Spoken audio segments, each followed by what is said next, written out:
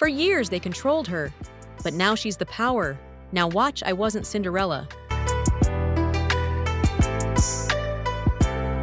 The girl realizes that her lover is named Gemona Daybreak, has soft golden hair and light and kind eyes that shine like a prince from a fairy tale. His belonging to the family of the Marquis of Daybreak really makes him almost a prince. On the other hand, she seemed to come from a noble family, but in reality, she has spots like a church mouse.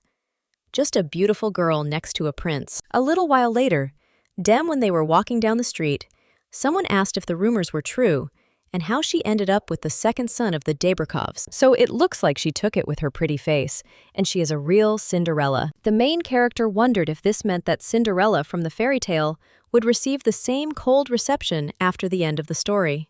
A little while later, someone says that it's a shame that it happened this way, and now, of course, it's an engagement. But after a few years, he marries Duchess Gretel, and the girl understands what this means. The main character thinks that he really doesn't have a drop of shame, and then she screams that, of course, she understands. After all, there was no time, and this chance came so suddenly. The girl at this time asks if he is talking about Shanti, to which her interlocutor replies that this is precisely the chance to strengthen his position as heir. She knows how much he and his mother have suffered because of this guy. The main character understands that she has been hearing about this all the time, so how could she not know? Jamon has an older brother. He is the son of a relative adopted into the Marquis' family even before Jamon was born, and this guy's name is Cesio, Daybreak. He can't talk or walk, so everyone knew he wouldn't be the heir, and yet the Marquis' wife was very afraid of him. She claimed that Cesio would steal everything from her son, so let him remember this. Now the guy claims that his mother was treated like she was crazy, but he took her words seriously and was constantly trembling with fear of losing his status. But now, having become related to this family of the Duchess, he will certainly become a Marquis. The girl then wonders if he lied when he confessed his love to her. The man tells Terrell that of course he wouldn't answer. She's still important to him, but not as important as his mother. After this, the main character thinks why she is sitting there and listening to this nonsense, and when the guy wants to say something else, the lady just pours tea on his head and then leaves. And also says that this Jamon should go to hell. The girl understands that although it is quiet in the corridor, her ears are ringing from the looks directed at her. Those who said that she doesn't know her place when dating him are probably happy now, and the lady understands that, in the end, they still broke up, and for Jamon, she was just a convenient girl who could be gotten rid of when needed. At the same moment, someone else drives up to the lady, and when the girl looks in that direction, then she understands that this is Jamon's older brother. She also remembers how they told her that he can't walk and can't talk. She also wonders if it is Cesio. Daybreak Fedestude. Failed that the young man is a little surprised at this point and hands the lady a handkerchief. After all, the girl is crying now. The main character asks if she looks like an idiot, because one newspaper article was enough to destroy everything. The lady also says that she knew it would turn out like this, and how stupid she is. But her interlocutor shakes his head after that, and the girl asks if she seems pathetic. The guy is still handing her the handkerchief, and the girl is wondering why she got emotional in front of him. After which, she completely apologizes for showing her feelings, and accepts the handkerchief. As the lady moves on, she realizes that she is feeling dizzy and wonders if she is overexcited, or if something is wrong with her. If she comes back like this, everyone will definitely start to worry, and she will tell her mother that she watched a tragic performance. The excuse she had prepared was completely forgotten as soon as she got home. When the girl arrives home, she sees knights, after which a carriage arrives there. The main character thinks who all these people are, and Mother is probably inside. She needs to meet her and sort out the situation, but at that very moment, someone else approaches the lady and says how exciting it is to see her up close. The man also asks for forgiveness and claims that his name is Denier. Rotar. The lady is Terrell. Winterglass. The main character wonders how he knows her name and what he is doing there, but at the same moment, someone else tells the girl not to be so scared, after which the lady sees someone dragging her mother. The girl immediately runs up to her and asks if she is okay. Terrell tells this man to immediately let go of her mother's hand and asks how he treats her. Terrell understands that she is shaking and cannot speak well, and her interlocutor says that it seems that the lady really does not know what he is. But at that very moment, the woman pulls her hand away and screams that it wasn't her. "Cheed, I'm a girl and I really have nothing in common with him. She did say that the lady is another man's daughter, and if he does something to her, he won't get away with it just like that." The interlocutor wonders if the woman continues to claim that she has nothing in common. Well, then she should be like her only. The main character understands that first her lover left her, and now some weirdo is threatening her. The lady also wonders what kind of day it is. But what is even stranger is that just the words of this man made her mouth go dry. He is so scary that all her determination dissipates. The man at this time says that the color of the hair and place, facial features, and even the properties of mana, none of the signs raise any doubts. The woman immediately screams that Terrell is not at all like him and Rihan T. The main character wonders if she is really talking about the Duche in the north, and the man says that there is no point in further denying the obvious. Rihan is the land of the north, and also the land of fierce frosts. Every inhabitant of the empire knows this duchy, even though it is far from the capital. It is famous for the fact that even ordinary soldiers can use mana, and the duke who leads them has a simply terrifying talent. With this enormous power, he achieved victories in several wars, more lands and titles than any other in the empire. Rumors are whispered that the emperor himself is under his thumb, but the main character thinks why his name was mentioned there, after which the man grabs the girl by the hand. And he says that Terrell Winterglass is his daughter, and he knows it better than the back of his hand. The main character wonders what he is talking about and why her mother has such a face, because she has turned completely pale. Terrell wonders if this man is really her father. Then the girl tells him to wait a minute and asks if the gentleman is really the one she thinks he is. One of the servants claims that this is his lordship Duke Rihan, who is the lady's father.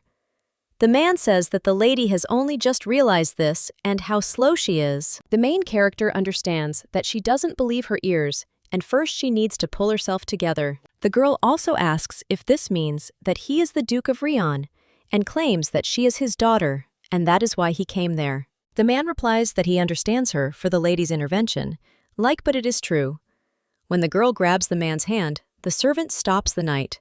At this time, the girl says that this cannot be, because the father she knows was torn between his ex-lover and her mother. But secretly I pushed aside all the men who approached my mother, and when I went completely mad with jealousy, I decided to prefer my mother. However, he categorically forbade her to even think about having a child together. Menger rigist action, set shero moshlan system and mailers. But it turned out she was born and this trash forced the mother to leave with the child. The Duke asks what she is talking about, and the servant with a smile on his face says what an amazing grip the lady has. The lady at this time asserts, what else did she hear? That he had fallen into eternal sleep. The man takes his hand back and claims that there is much to clarify, but he will do it later, and yet he does not understand the reasons not to believe him, because does the lady really not look in the mirror at all? After which, the man turns to Denier, and he brings a mirror to the lady. The main character wonders why he carries a mirror with him at all, and when she looks at her reflection, and then at the Duke, she realizes that they are similar. The girl asks her mother if he really is her father, till new power, but the woman immediately screams that if she doesn't answer, the lady's father is no longer alive, and therefore she shouldn't be deceived by the external resemblance. The man wonders if she thinks his daughter is an idiot, but the woman turns sternly to Reset, and the Duke claims that Iselet finally called him by name, and this, of course, pleases him, but they will leave the reconciliation for later, so let the servants now seat both of them in the carriage. At that very moment, someone approaches the main character and says that she is glad to meet him, Andorra Grinnell, and she leads her to the carriage. The main character asks where they are going, and her interlocutor answers that they are going to Whitefall. Terrell wonders if they are really going to the very heart of the northern lands of Duke Rihan, and if he has really gone crazy, because it is very far away. The man at this time begins to use magic and says that since they have finished playing hide-and-seek, then it was time to go back, and in a couple of seconds they were already in Whitefall. When the girl enters the estate, she looks out the window and realizes that everything around is white. Now, she is in the fortresses of the Duchy of Rihan, namely in Whitefall Castle. After arriving, she witnessed the showdown between her mother and the Duke. The girl must say that it was difficult for her to accept what was happening. When she looked out the window, she saw her mother screaming for the Duke to let her go. The lady understands that it is like a dream, because just one day contained so many events. Today she saw an article about Jaemon's engagement, went to him, and he dumped her. The real father she didn't even know about came and took her and her mother there in the blink of an eye. And she, Terrell Winterglass, became the daughter of the most powerful family in the empire. Now her name is Terrell, Rehan. For a young girl, raising a child alone was not an easy task. The main character realizes that she cried more often than she laughed and was hungry more often than she was full. The lady doesn't even know how many times she scolded her nasty father during difficult times. However, are her parents really telling her now that there was just a misunderstanding between them? She cannot understand and accept this. After which, they hear her mother claim that she could not even think about such a thing. The man then apologizes and claims that his thoughtless words caused her so much pain. The main character wonders if there are people in the world for whom such simple words will be a consolation, and yet her mother Isolette Winterglass, or better yet, Isolette Rihanna, she cried in the arms of a man who turned her life into a living nightmare. This is her mother who never shed a tear in her presence. She could read the love and trust between the two in her mother's tears. The girl decided to acknowledge the Duke as her biological father. But not everything was easy to accept. It was a novelty for the lady that favors were not whispered behind her back and were shown great hospitality. But the hardest part is the training and lying on the floor. The lady understands that Duke Rehan is completely crazy. The man said that since there were no more questions, they could now begin training for the successor. Come to think of it, the Duke has no other children, and it was natural for them to become his successor.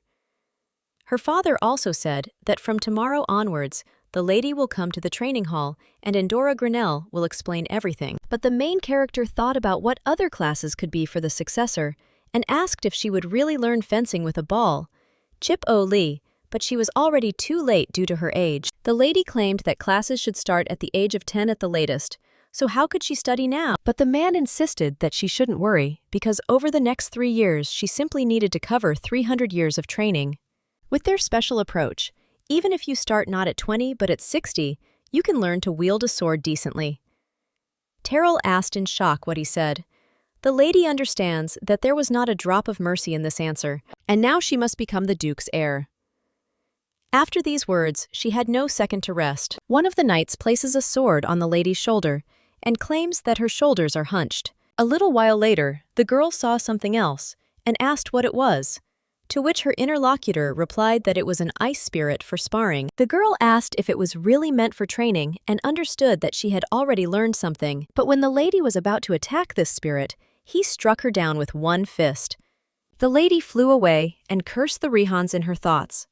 Anna Malisha, as soon as she woke up at dawn, she was busy with economics and politics. In the bright daylight, she practiced fencing, and in the afternoons, she practiced magic. Well, when the sun began to hide behind the horizon, she tempered her basic skills in battle. Before going to bed, the lady took an exam, and as soon as night fell, she fell asleep, exhausted. A little while later, the girl was already able to strike the heads of her icy opponents. The Duke argued that since the lady had already mastered the base, let her try to fight the knights. The girl understands that there was no place in his head that was similar to the sense of proportion, so she had to fight with the knights. At first, they at least felt a little sorry for her, butter balance. The Duke threatened them with punishment, so even that was gone. After a month of these sparring sessions, no matter how scary the opponent was, she became ready to fight him back. The main character said that she and her mother were on such a good relationship and that nothing would work out for her anyway. So maybe her father should leave her alone and have a younger child.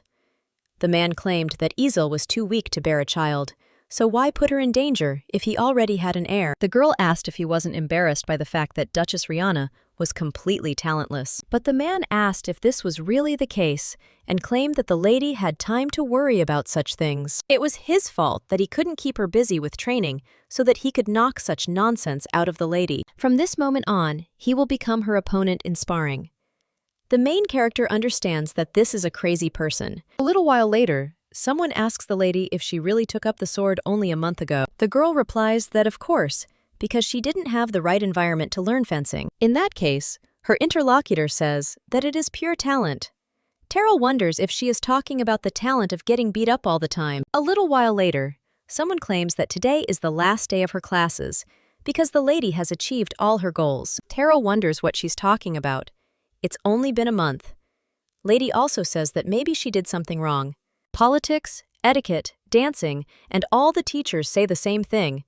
But she couldn't finish all the classes so easily. Her interlocutor says that the lady simply grasps everything so quickly that she doesn't need to be explained twice. But the main character claims that she is not very smart and has always failed the exam to address the imperial family. The woman wonders if they haven't covered the topic of the moral decay of the imperial family with her.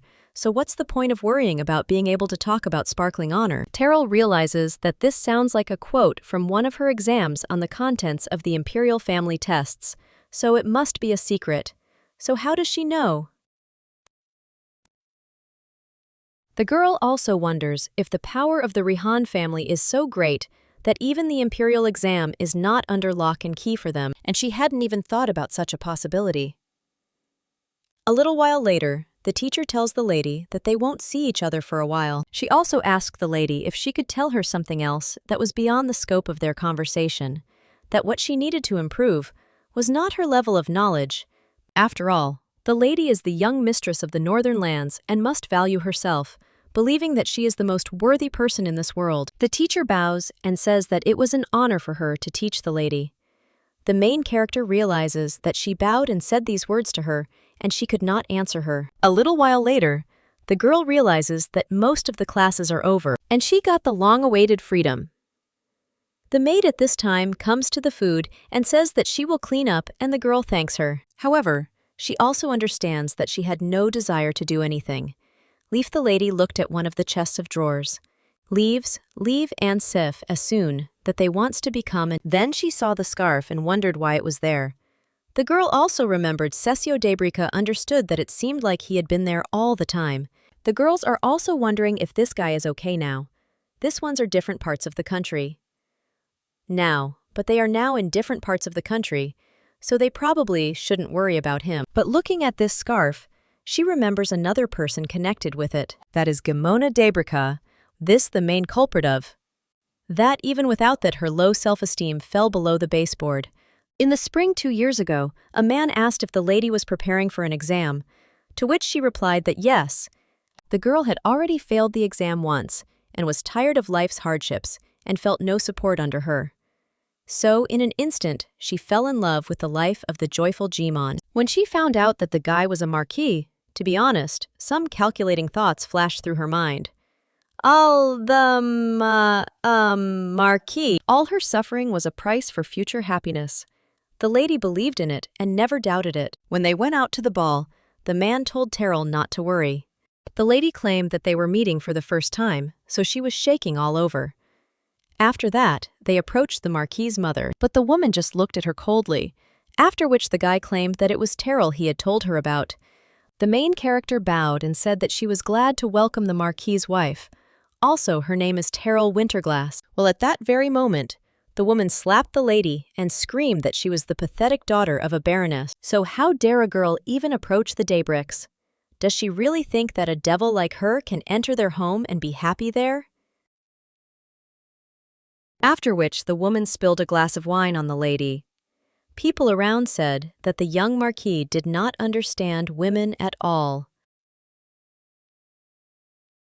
And a little while later, the main character was crying and her interlocutor claimed that it seemed that mother had misunderstood something, so she hated her more than anyone else. It was Jemon's mother and the boy loved her without looking back.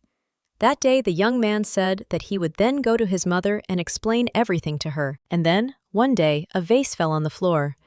Jemon ran into the room, screaming what happened. He also wondered what Terrell had done, and his mother claimed that this slut dared to talk to her. After all, she offended her so much. The main character screamed that not at all, and she didn't say anything. She just suddenly hit her. The guy then only turned to Terrell. And the girl screamed that it was true and asked to believe her. Jemon, he claimed that his mother was the most precious person to him, and if she said something bad about her, will have no choice but to break off their relationship. The guy also turned to his mother and asked if she was hurt, He also told Terrell to go down to the guest room and he would take care of Mother. After which, the guy thanked her for showing understanding. The lady understands that Jaman was always worried only about his mother. Although Terrell suffered fevers, he did not care about her. A little while later, the lady actually saw Cesio. The girl claimed that she was fine, but then asked if she looked unhappy. Terrell claimed that even though they were together, they were still like strangers to each other, and of course, Mother was much more important, and she simply misunderstood something. The main character thought that she was about to have myelitis, but at that very moment her interlocutor handed the lady his jacket. Instead of useless approval, he simply showed a grain of concern, and the lady was grateful for it. Well, then the girl understood that now was not the time for this, and she needed to go down to the guest room and also get an apology for this incident. But at that very moment, the lady stumbled and began to fall down the stairs. Someone grabbed the lady by the hand. And when the girl turned around, she wondered if it was really Jaman. But she looked at the guy's face. She understood that it was Cesio and wondered if he could really stand. The main character was shocked and wondered how he managed to stand up. Now the lady opens her eyes and realizes that this is just a dream. After which the lady thinks why she dreamed this. It's been 3 years since she moved to the Rihan Duchi. Ducincy, they gather in door form, the 2022 after in the vial, into replier to link to Rihan. Someone else is reaching out to his daughter and claims that she never ceases to amaze him, that she can sleep in the training ring. The lady then asked if she had been there for 3 years already. The man asked what she was suddenly talking about, and the lady insisted that since so much time had passed, Daddy should have already become attached to his daughter. Her interlocutor asked what kind of nonsense this was, after which the girl also asked about her mother's health. Or the Duke noted that there was no improvement yet, but they had called iron, so she would soon feel better. Terrell replies that before the answer she always had a hard time with the cold climate of the northern lands, and now she has been hit by a cold. The main character also asked if the Duke had just come there, and if he wanted to tell her something. The man said that the girl should leave for the capital tomorrow. The main character asked why suddenly, and did she really need to leave alone? And her interlocutor claimed that last night the emperor was put into eternal sleep. Terrell asked how this could be and who could do this.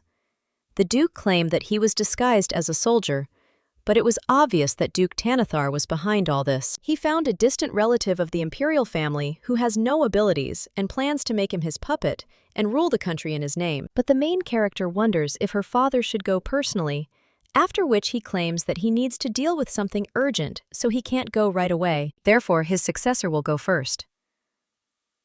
A little while later, someone tells the young lady that the carriage has arrived. The main character then turns to her father and says that she is leaving, to which he agrees and states that he will soon follow the lady, so she should not worry. The girl replies that yes, and also asks her father to take care of her mother. The man asks if she really wants to receive news about Isolite's condition, conmacking to stay, to which the lady replies that everything is exactly like that, after which she says that they will see their father later. The immersion into eternal sleep of the past emperor and the appointment of a new one. There is some movement in the capital, and it is unknown whether the raised wave will reach Whitefall.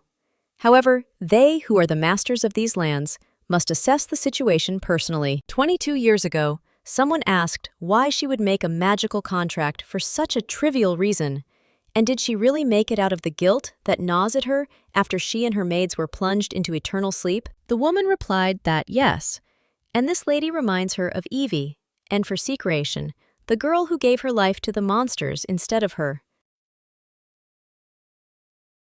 But that's not the only reason she came there to the northern life, deciding to enlighten her life. And the woman claimed that if she were to fall into eternal sleep, it would be right to bring her back. From the chanting, I'm shorts again that the man said that mother should worry about herself and wondered what was so important about the future of the inexperienced servant. He also asked what the girl's name was, to which she replied that she was Isolate. Winterglass, is internet. After this, her interlocutor said that it was good, and that she should consider herself lucky to have met a woman like his mother. While Isolite Winterglass is assigned to be Elizabeth Rian's maid, and her term of service is until Elizabeth Rian's last day. Isolite Winterglass is assigned to be Rihanna falling into eternal sleep. Isolite is relieved of his duties. Rian family will not pursue Isolite Winterglass became free, and this contract will be valid for 22 years. The contract was approved by Raisit Rihanna. He also asked the girl if this would be enough, to which she replied that yes, and thanked him. It was an awkward first meeting, but the girl fell in love with this young man at first sight. The man claimed that he would show where the lady would live. However, he had a fiancée, and Isolite had no choice but to hide his feelings.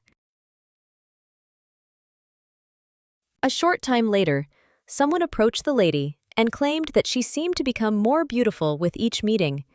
The worse Elizabeth Rohan's condition became, the more quickly the family's position weakened. The man at this time was wondering about leaving the Rohan fortress and moving in with him. The heads of the families of the Council of Elders did not pay attention to the young duke and crossed the boundaries of what was permitted. At this point, the girl screamed how rude it was and claimed that she would tell the duke about everything. Her interlocutor asked if she would really tell Racit about everything and what he was capable of. This guy only knows how to do something, how to swing on the training field. The duke was nearby at the time, after which he all turned to this man. The lady understands that, however, they were wrong about something, because the young duke was Racit. Rihanna. The man also asked if the man would try to say those words again, after which he threw it all out of the window. And after that, Rihan forcibly dissolved the Council of Elders. He also addressed Isolite and said that it would be better if she chose him instead of that pathetic guy. Racit called off his engagement to the girl chosen for him by the Council of Elders, and Isolite received the love she so desired. That's how Racit and Isolite announced their engagement and spent their time happily together. A little while later, the lady was getting worse, and the man turned to Isolite and also claimed that he was asking just in case if she was dreaming of children. The girl asked why he was asking and do explore Souls nations, and he answered that he would not tolerate such a burden. The man understood that with Isolite's health, it was dangerous to have children. After some time, Elizabeth Rihan left this world, and a new life appeared in Isolite's belly. The girl understood that if she had to choose between the child and Racit, Bryce Carey Lee 9/7 years, she would prefer to protect the baby. Of course she loved Racit, but she accepted the inevitability of separation and fled from Whitefall. A little while later, someone informed the Duke that Isolite Winterglass left the lands of the Rihan family. Someone informed the Duke that meaning serms in Hylonga. The man then claimed that she knew that because of the magical contract, he could not go looking for her for the next 20 years, but he also claimed that he could wait for these 20 years. This tells the lady that they held a memorial ceremony for the 18th emperor, although not even half a month had passed since he entered eternal sleep. They were probably in a hurry to appoint a new emperor, and that's how Abelos became the new emperor. But the coronation was modest, and it seems that it did not make the desired impression, so a ball will be held soon. They say that it is planned to be very magnificent, and the main character says that this is good, and also wonders if it won't be a great party and all the people who bet on when Jaimon would get rid of her will be there. The lady also claims that she has nothing to expect, because all those who humiliated her while she lived under the name Winterglass. So surprised when she appears on this floor. The girl also wonders if she is behaving too childishly. 1. 6. And her interlocutor claims that if the lady orders Lad, she will plunge them all into eternal sleep. Terrell understands that it seems that someone else is behaving childishly there. The woman also claims that she had something to report to the lady after the young Duchess headed to the northern lands. Their old estate house, a man visited Winterglass. Alger, he was a man of about 20 years old, with golden hair, and he asked people if they knew where Terrell Winterglass was going, and he reported that the man went to the estate of the Marquis Daybricks, after which the girl wondered if it was really Gemmin. Imultian avoid human form, and he was Sunasi. The girl also says that Jimon is probably also invited to the ball, and tells her interlocutor that if the lady does not like his presence, then she can cut his Achilles tendon. Terrell screams at her to pull herself together. A little while later, people ask if this is the Rion family's carriage. Someone else claims that he heard that the receiver arrived, and is he really inside? At this time, the coachman reports that they have almost arrived, and the main character says that the townspeople are so interested in them. Her interlocutor claims that this is all because they know the Rihans as a family of amazing and strong personalities. At this time, the lady sees fireworks in the window and understands that they really were well prepared, although it is just a puppet emperor. A little while later, someone asks if they can show their invitations, and the accompanying lady hands over one of them and also claims that they came from Rihanna. The butler asks if this is so and then greets them. He also informs them that guests from the Rihan duchy have arrived. The turns has to figured Antmi-ovation. Everyone found out and asked if this was really the same respected duchy and the same people that everyone had heard about. At the same moment, the guy says that this is the young Duchess Terrell Rasath Rihan and also Viscountess Andorra Penralhart Grinnell. People are whispering at this time whether this girl is one of the Rihannas, 2219. But this is Terrell Winterglass. The main character walks through the hall and realizes that she sees faces frozen in stupid surprise. The girl understands that everything is as she expected, and that's not bad. At the same moment, the main character notices someone else and wonders if it is Cesio. Daybreak. The lady understands that she recently saw him in a dream, and maybe that is why she is a little pleased to see him in reality. At that moment, one of the men turns to Winterglass and says that she is definitely Winterglass. The main character says that they haven't seen Viscount Tante for a long time, and when he is surprised, he tries to say something. The lady is only interested in how he chewed and claims that due to some personal circumstances, she had to change her last name. The man wonders if the lady really is Rian after the chip.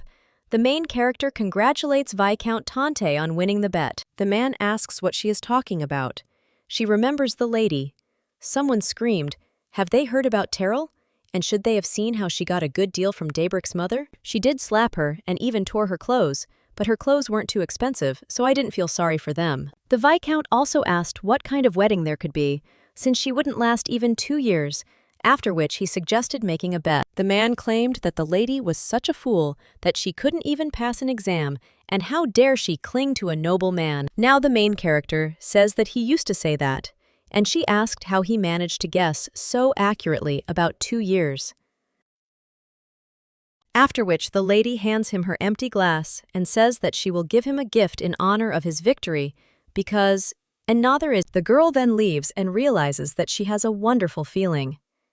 The lady is also about to go out to the balcony, but hears someone screaming.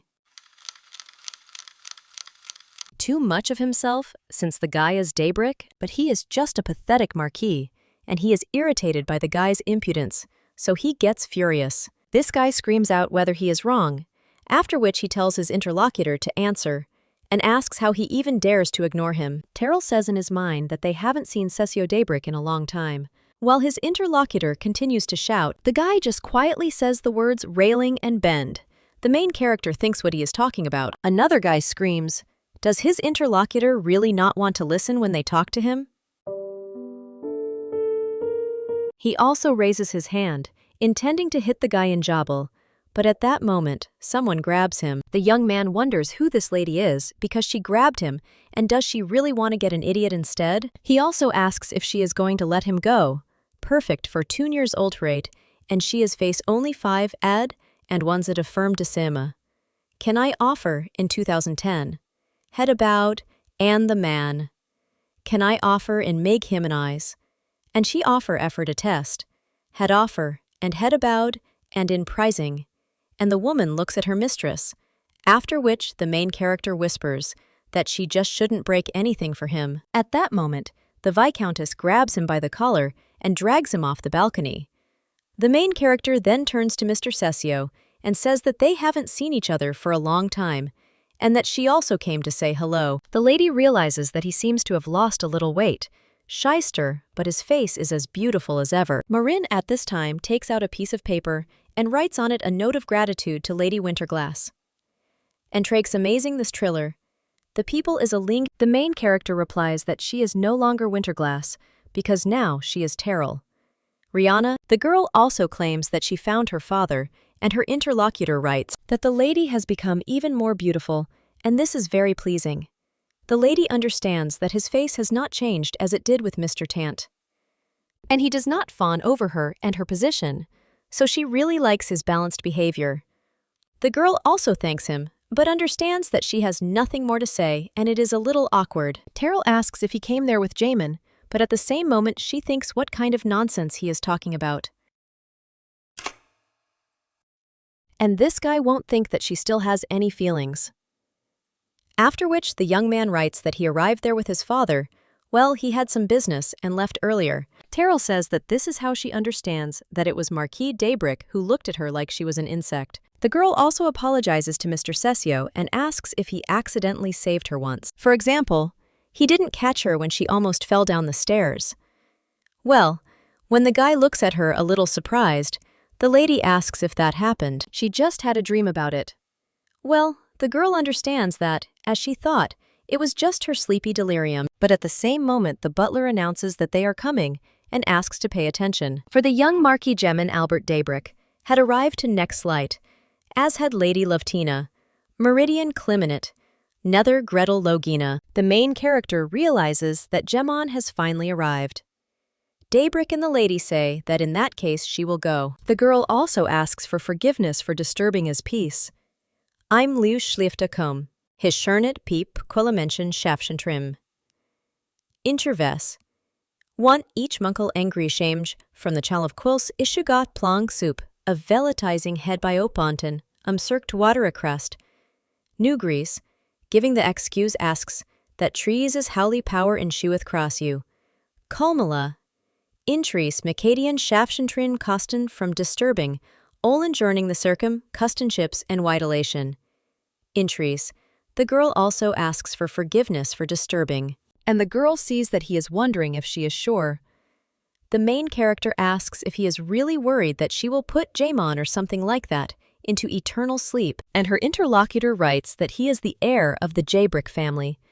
On 2022, Plius 1, 2023, if he plunges into eternal sleep, AC, Prodicy Manners my trick, there will be many problems. Well, the main character wonders if in that case, he won't become the next Marquis. The guy is surprised after this and writes that the lady has changed.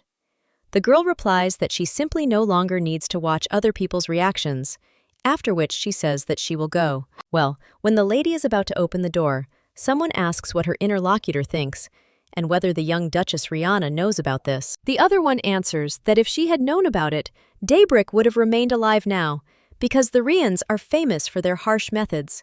Her interlocutor answers that yes, and the red liquid is not found, and this was felt even when the lady was Winterglass. She had a tough character, especially Eros McTippity of Klein Standering Speedia, but she didn't even have the title of Baroness yet, so how did she become Rihanna stick place? Another woman tells Lady Tembrel to be careful with her tongue, because it's better for her not to know. It is unknown what will happen if the young Duchess finds out that the young Marquis tried to seduce Lady Gretel when they were dating. Her interlocutor wonders if it wasn't because their families had agreed to marry their children. Well, the other one asks if she knew, because this guy always said that their relationship was completely frivolous. Even before parting with the young Duchess, he had already begun to have an affair with Lady Gretel. He sent her flowers, wrote letters, and even showered her with gifts. Someone else says that his relationship with the young Duchess was well known. So, is it a lady? Gretel doesn't know, although she is so naive. Someone else says that it is true, and also a relative of one of her maids works at the newspaper. As soon as Lady Gretel accepted the courtship of the young Marquis, he immediately offered to publish an article in the newspaper. Someone else is asking if this means that the young Marquis Daybrick has been cheating all this time. If he had known that Terrell belonged to the Rehan family, he could have at least imagined something like this. If the lady finds out, then a catastrophe will surely happen. But I am afraid of her, even from such thoughts. Well, at that very moment, the girls turn around and see the young Duchess. One of them says in horror that it's not about that. And the main character understands that it worked out great, and now she knows the whole truth. Breaking up for a strategic marriage after a casual relationship and being a toy from the start, these are two completely different things. After which, the lady approaches Jaman and greets him. The lady understands that all she got from him was deception and ridicule. The guy at this time wonders if this is really Terrell Winterglass, and the main character wonders what caused his surprise. Is it really that? That everything on her looks expensive. The girl also says that it was bought with another man's money. The guy asks if she has already managed to get married. There's such a beautiful battle. If she has already managed to get married, but additional round how are you freedom Saul from the fancy you need. The main character asks if such a beauty can only be bought after the wedding. Terrell also says that she has one question, and when she wants to ask how many years he cheated on her. Then the girl standing next to the guy calls him by a cute name and suggests that he stop chatting with a strange woman. Terrell wonders if she really called him Gem Gem. At this time, Jaman turns to Love Tina and asks if she wasn't going to go look for her father, to which she replies that she doesn't know because her father is probably misbehaving or singing somewhere. Well, she asks who this woman is, to which the guy replies that she's just a friend. The girl says that it is a lie and claims that Gem Gem is too arrogant and cannot have friends. The guy turns to the lady sheepishly and says that people children will think that it is true. The lady with pink hair notices something else at this time and wonders if the lady really exists. There is the young Duchess Rehanser. Jaman wants to say no, but the main character immediately answers yes, because she is Terrell Rehan. The guy then says that this can't be, and the main character turns to Lady Gretel and claims that if it is not too much trouble, then she could answer one question. She asks when Jaman Jybrik confessed his feelings to her. While the guy is trying to stop the lady, he only claims that it was 4 years ago in winter, so about 6 months before the engagement. Well, she also asks what the matter is. At that moment, people start whispering that it means it's true that he tried to sit on 2 chairs.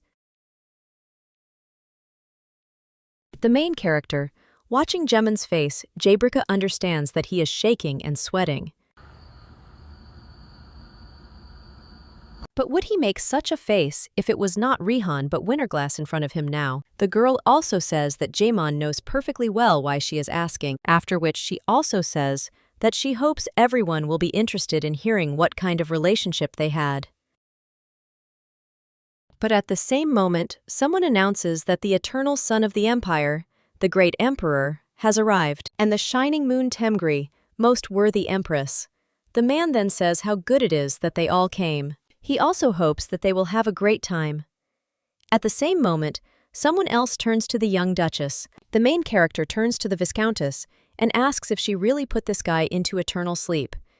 The woman replies that she did not. Just to deal with him quietly, she took him out onto a deserted balcony, but the guy suddenly jumped over the railing and fell. Of course, he did not fall into eternal sleep, but it seems that he has several fractures, after which the woman asks for forgiveness for not being able to carry out the order, and the lady asked him not to break anything. The main character replies that it's okay and she understood, but at the same moment, someone else turns to the lady and says that here she is the new lioness of the Rehan family. The emperor also thanks the girl for having made this difficult journey in order to appear at the ball. The main character bows and says that she is pleased to meet the emperor, after which she introduces herself.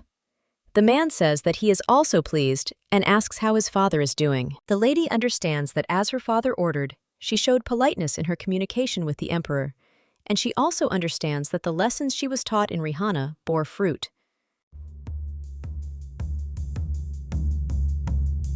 The emperor says that the imperial family will soon organize hunting competitions, and isn't this a wonderful opportunity to enjoy the richness of autumn? The main character realizes that she has already hunted enough in the north, and after that, she says that this is how it is. The man claims that the young people participating in the competition will be able to prepare hunting trophies for each other.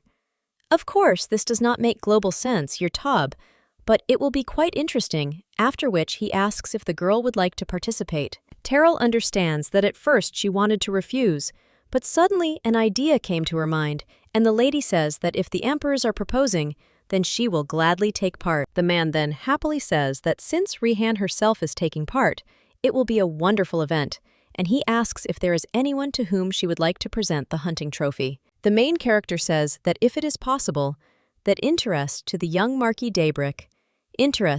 Shocked after this, and all the aristocrats are also surprised by this. The emperor says that offering a hunting trophy to someone who already has a bride is a bit strange. Well, the main character replies that she wants to offer this trophy not to him, but to the young Marquis Cesio. Daybreak!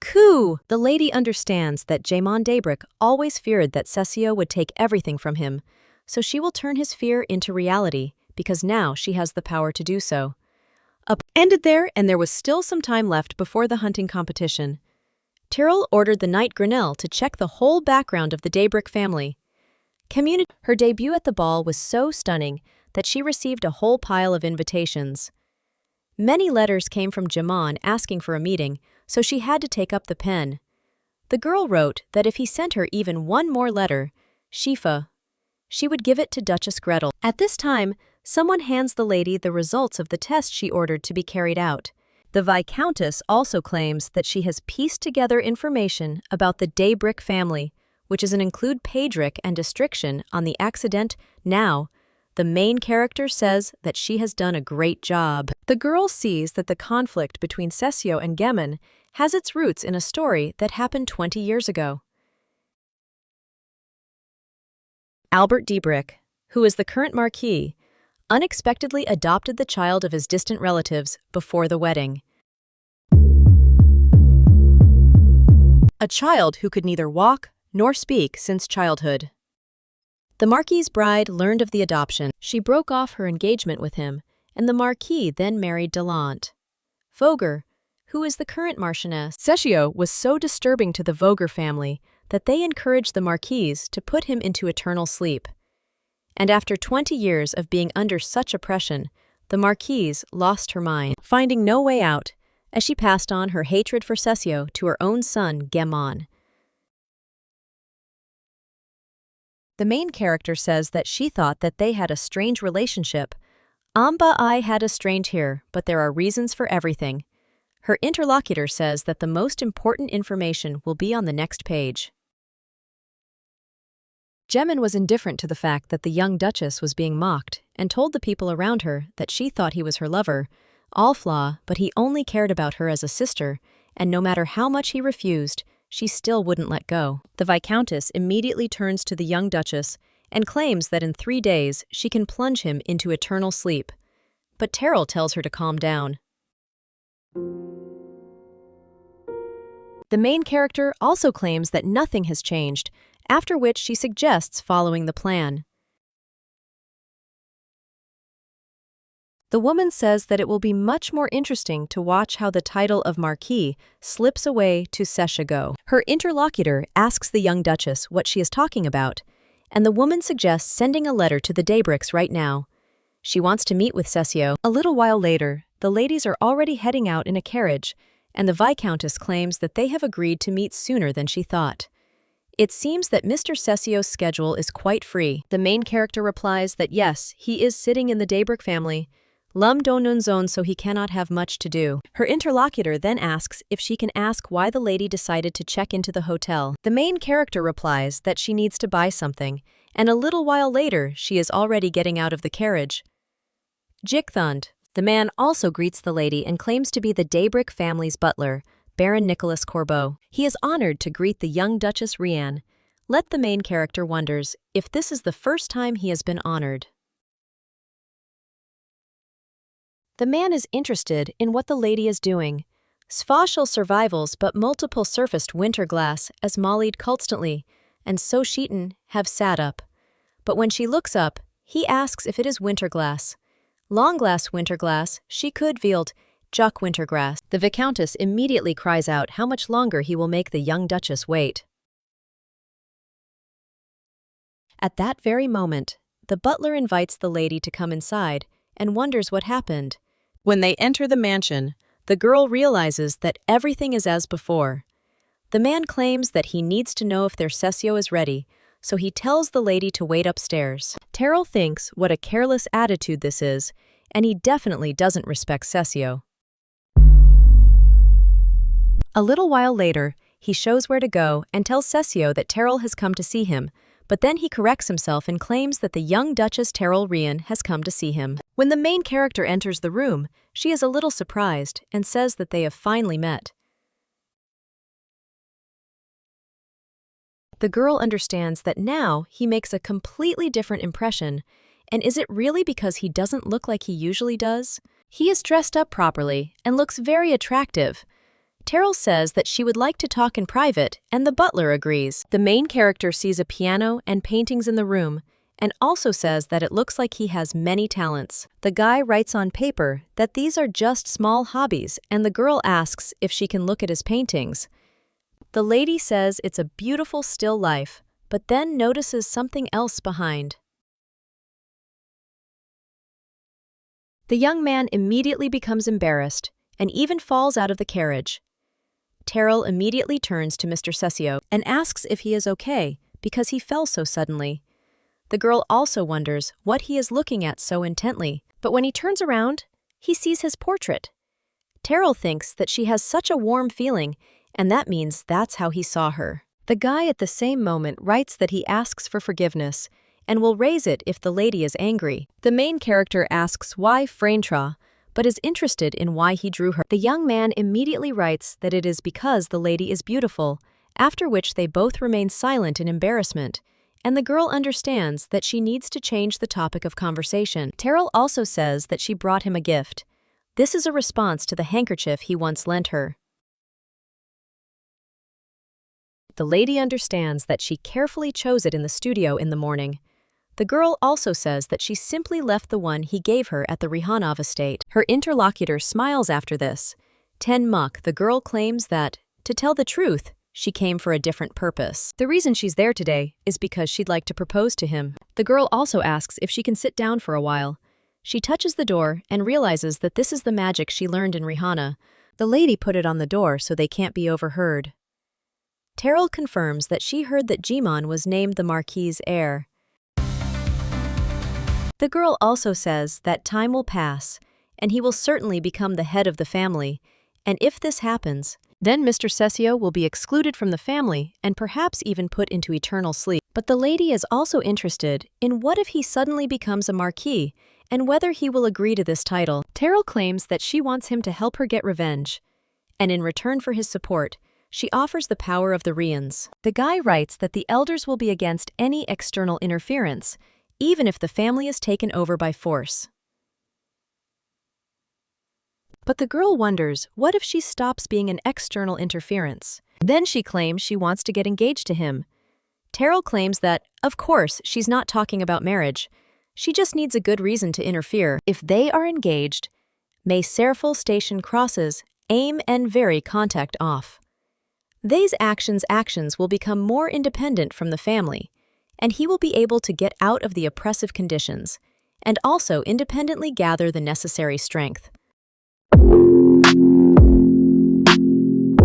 The young man then asks to give him time to think, and claims that it will not be long, to which the ladies agree and understand that he reacted as she expected. Then the girl says that she will wait for him to contact her and asks him not to forget to burn these notes. When she comes out, she sees Knight Grinnell and wonders if she heard their conversation. The woman replies that no, and nothing was heard. Tros Crew, after which the ladies claim that it seems the magic worked well. She will tell the detailed information on the way home, to which her interlocutor agrees. But at that very moment, the main character sees a staircase in front of her and realizes that this is the staircase from her dream. But it's just a stupid dream. High Guy's time turns to the young Duchess and wonders if something has happened. Terrell replies that nothing, but wonders why he bothers her so much. 3 days later, a reply came from Cesio, and this time Gemon was not there again, and Marquis Daybreak met her. The man said that this is how they saw the young Duchess Terrell again. With all of them, they didn't must ask. After which the girl told the Marquis how sorry she was that they couldn't see each other at the ball, and asked how his wife was doing. Her interlocutor replied that she wasn't feeling well, and that's why she lay down, and the girl says that's how it is. And when she leaves, The man thinks what she has in mind. A little while later, the girl is already in Cesio's room and says that 3 days have passed since their last meeting. The guy writes that the lady is probably very busy, after which he thanks her for coming right away. The girl replies that she is grateful to him for making a quick decision, so she asks if she can hear what his answer is. The guy writes that it will probably be difficult for him to save his life if Gemon becomes the head of the family, and he thought it was destiny and almost refused to even think about another outcome to the offer the leader makes him, make a rather selfish choice. He agrees to be engaged to her, and the lady can use him as much as she wants. But let him help her achieve the title. Terrell says that he made an excellent decision. At that moment, the maid enters the room and apologizes to the young duchess. She also says that she mixed it up under her nose, tal enta, and the girl at this time wonders if Cesio is always treated like this. The maid says that she will change everything right away, but the girl replies that everything is fine and thinks how diligently these nasty people are mocking him. However, at that very moment, the maid loses control of the tray and the tea spills on the gentleman. The main character immediately screams if he is okay and asks what the maid is building and also asks if there is anything to wipe it with. To which she replies that if she didn't answer, she didn't take anything with her. Then the girl says that she should at least give him an apron. The main character asks if he is okay with drinking tea that is so hot, and when she touches his leg, then he notices something strange. The maid at this time turns to the young duchess and says that her hand simply slipped. Terrell says that everything is fine and let her leave, but her interlocutor continues to go to the States. It wasn't on purpose and she was just worried. The main character then screams that she did say to leave, to which her interlocutor replies that she did and asks for forgiveness. The girl then asks how he tolerates this since Cesio can walk. The guy then smirks and crosses his legs. The girl wonders, since when he pretends to be disabled. The lady recalls how, not long ago, she claimed that he had adopted a child who could neither speak nor walk. The main character understands that the report said that he has a congenital defect OPD, MARM, but they are not curable. And in this case, there is only one answer, after which the girl asks if he really hid everything from his earliest years. It can't be that he will answer her. The lady understands that if her intuition does not fail, after which she claims that he can also speak. Cesio claims that he can walk. It seems that he does not give any reason to claim that he can speak. He also wonders if this is the famous Rihanna intuition, and it is so accurate.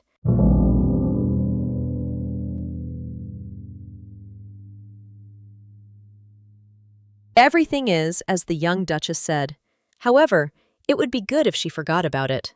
After which he asks if it will be difficult for the lady. Even at that moment he feels pain in his head. Of Temgri used and that very special skill. Who would have thought that she would see that vanished power with her own eyes?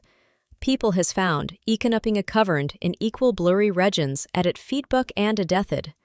Man affection still provide then to get something that cost us too much excellence. Equal prombable content and the legsing middle chips to help here from, Tractine. I was not a lead, and it's not a lead. I met it and creation stage, and for me any Cesio says begin, and any of more severely reported by Nam Dan, that Cesio and the Dabrica using Cesio's, after which the lady begins to use her magic in response, and says that it is amazing of course to see the soul of a word. But he didn't just show it to her. The youngest and little son is a cheater, and the eldest has a lying life and a soul of words. Perhaps it was this soul of words that helped him hide his essence and intentions. However, has he really forgotten that she is one of the Rihans?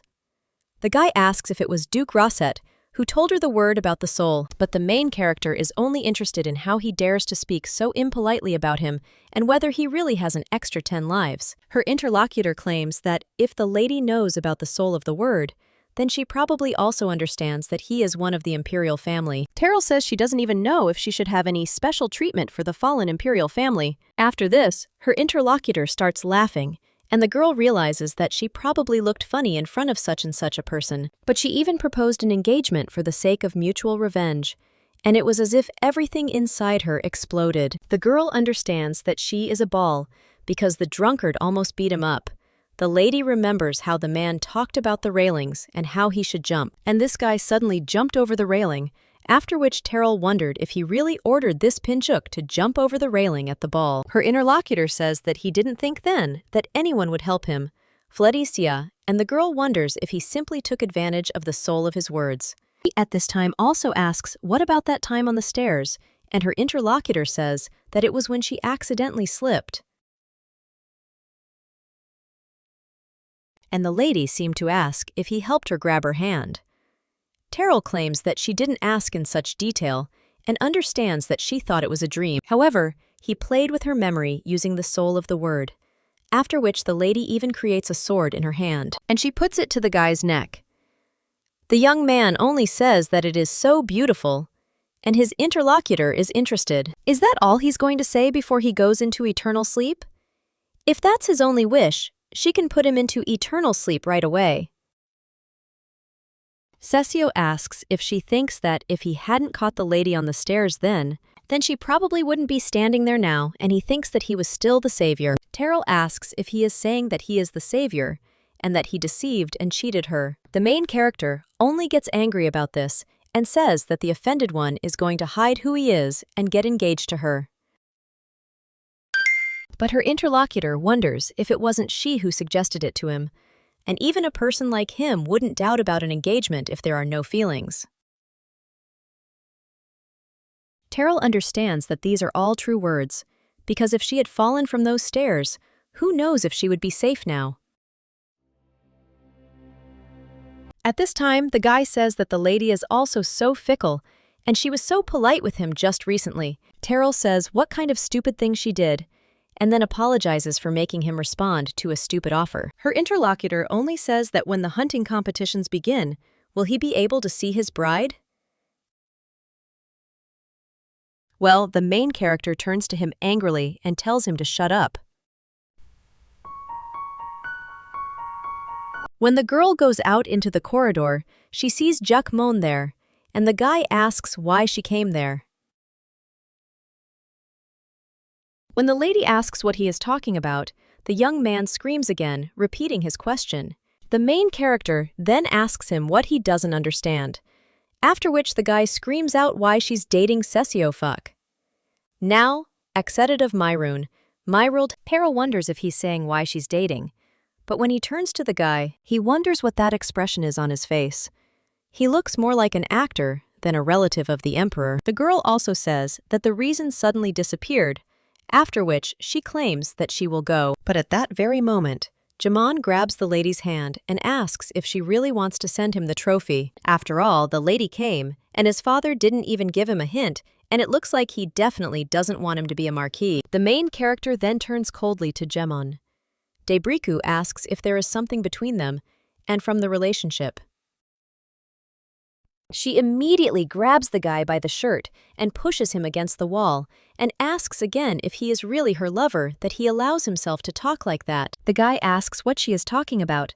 The lady screams that she is no longer his girlfriend, not Winterglass, and not even his friend, so does he understand what she is talking about? Even if she comes to Cesio, or they do something together, it doesn't concern him at all. The lady wonders if this has reached him, and tells the guy not to dare call her by her first name anymore. Jamon asks what is wrong with her. After all, did she really find her real daddy and think that she rose above him? Because she was able to obtain power that does not even belong to her, but to the Rihan family. But at that very moment, the main character slaps him and asks what about him. After all, the guy also considers his father's title to be his own and constantly called her Cinderella, so let him go to daddy and complain that he was spanked like he always did. A little while later, the ladies are heading out in a carriage, and her interlocutor asks if everything is okay with the lady. The main character replies that no, and that there was complete chaos, including the Biblement around. In being pursuit to the Biblement in the University Hage, and her Viscountess asks if she has really decided not to get engaged. Terrell replies that yes, and that's how it happened. Her interlocutor says that means she needs to send another message to the north. After all, the Duke and his wife wanted to attend the hunting competition. The main character wonders if they didn't say they would be there in a month, and her interlocutor replies that it seems they decided to hurry because of the news of the engagement. The main character says that she mentioned in the state message a strategic engagement, but the Viscountess says that she doesn't think that they are just curious, and the girl asks if there is another reason, to which she replies that there is not, and the lady asks what kind of bland answer that is. She also asks if there is more information on Cesio, 4 parses, to which she replies that there is not, because everything was already investigated last time. The girl understands that he erased all the unfavorable information with the help of the soul of the word. But she also thinks about what Marquis Daybrick was thinking when he secretly raised this guy. The Daybricks were the right hand of the Tanatar family a few decades ago. Surely caution wouldn't hurt there, and the girl wonders if there's some kind of connection there. Of course, she doesn't plan to contact Cesio anymore.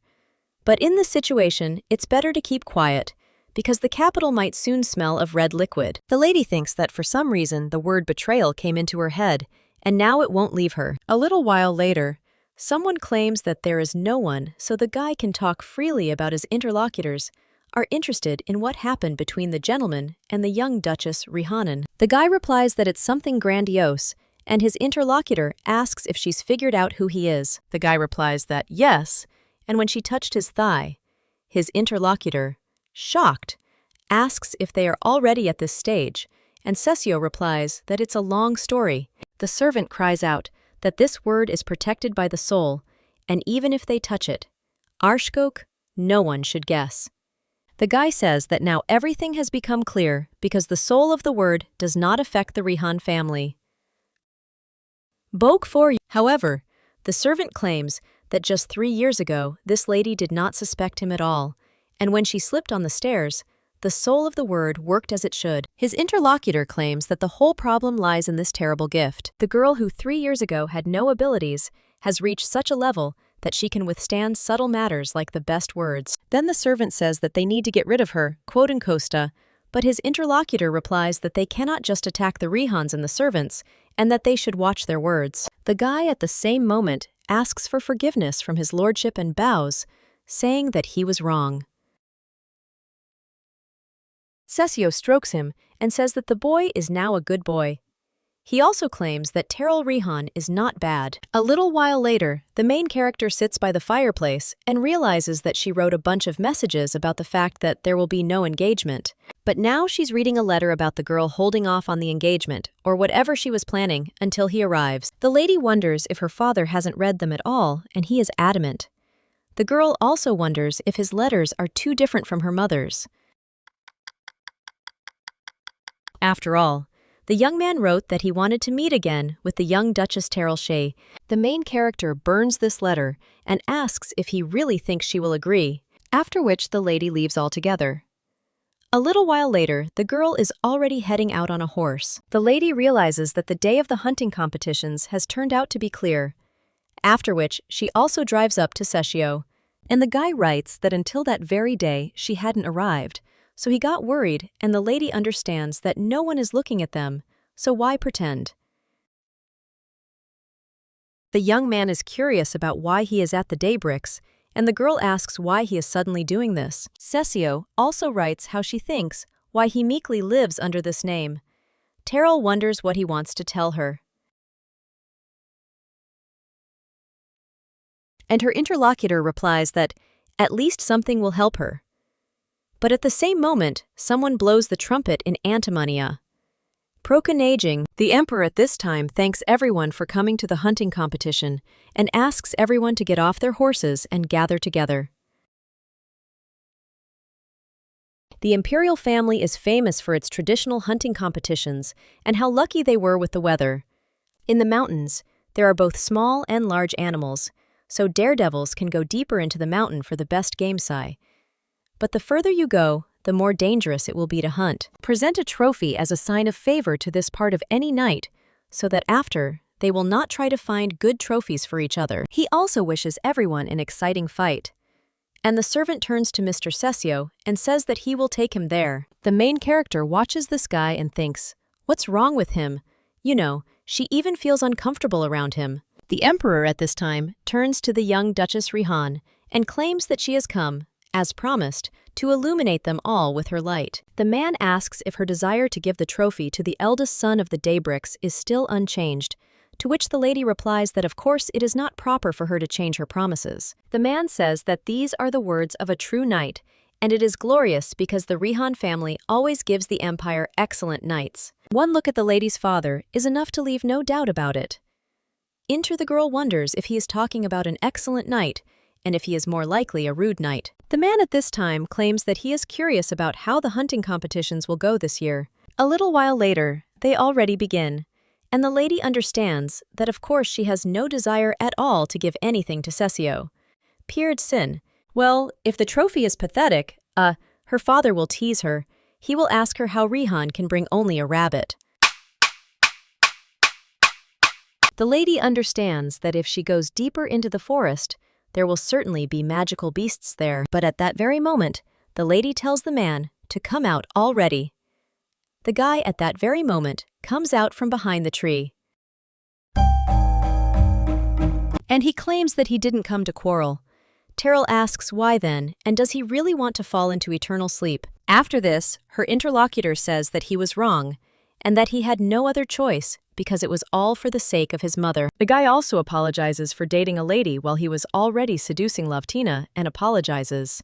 However, he cries out that he understands that the lady is offended, but why meet with his brother, and she is doing this on purpose because she is angry with him. After this, the main character understands that this is how it is, all we're boys in card, but tells the guy not to think too much of himself.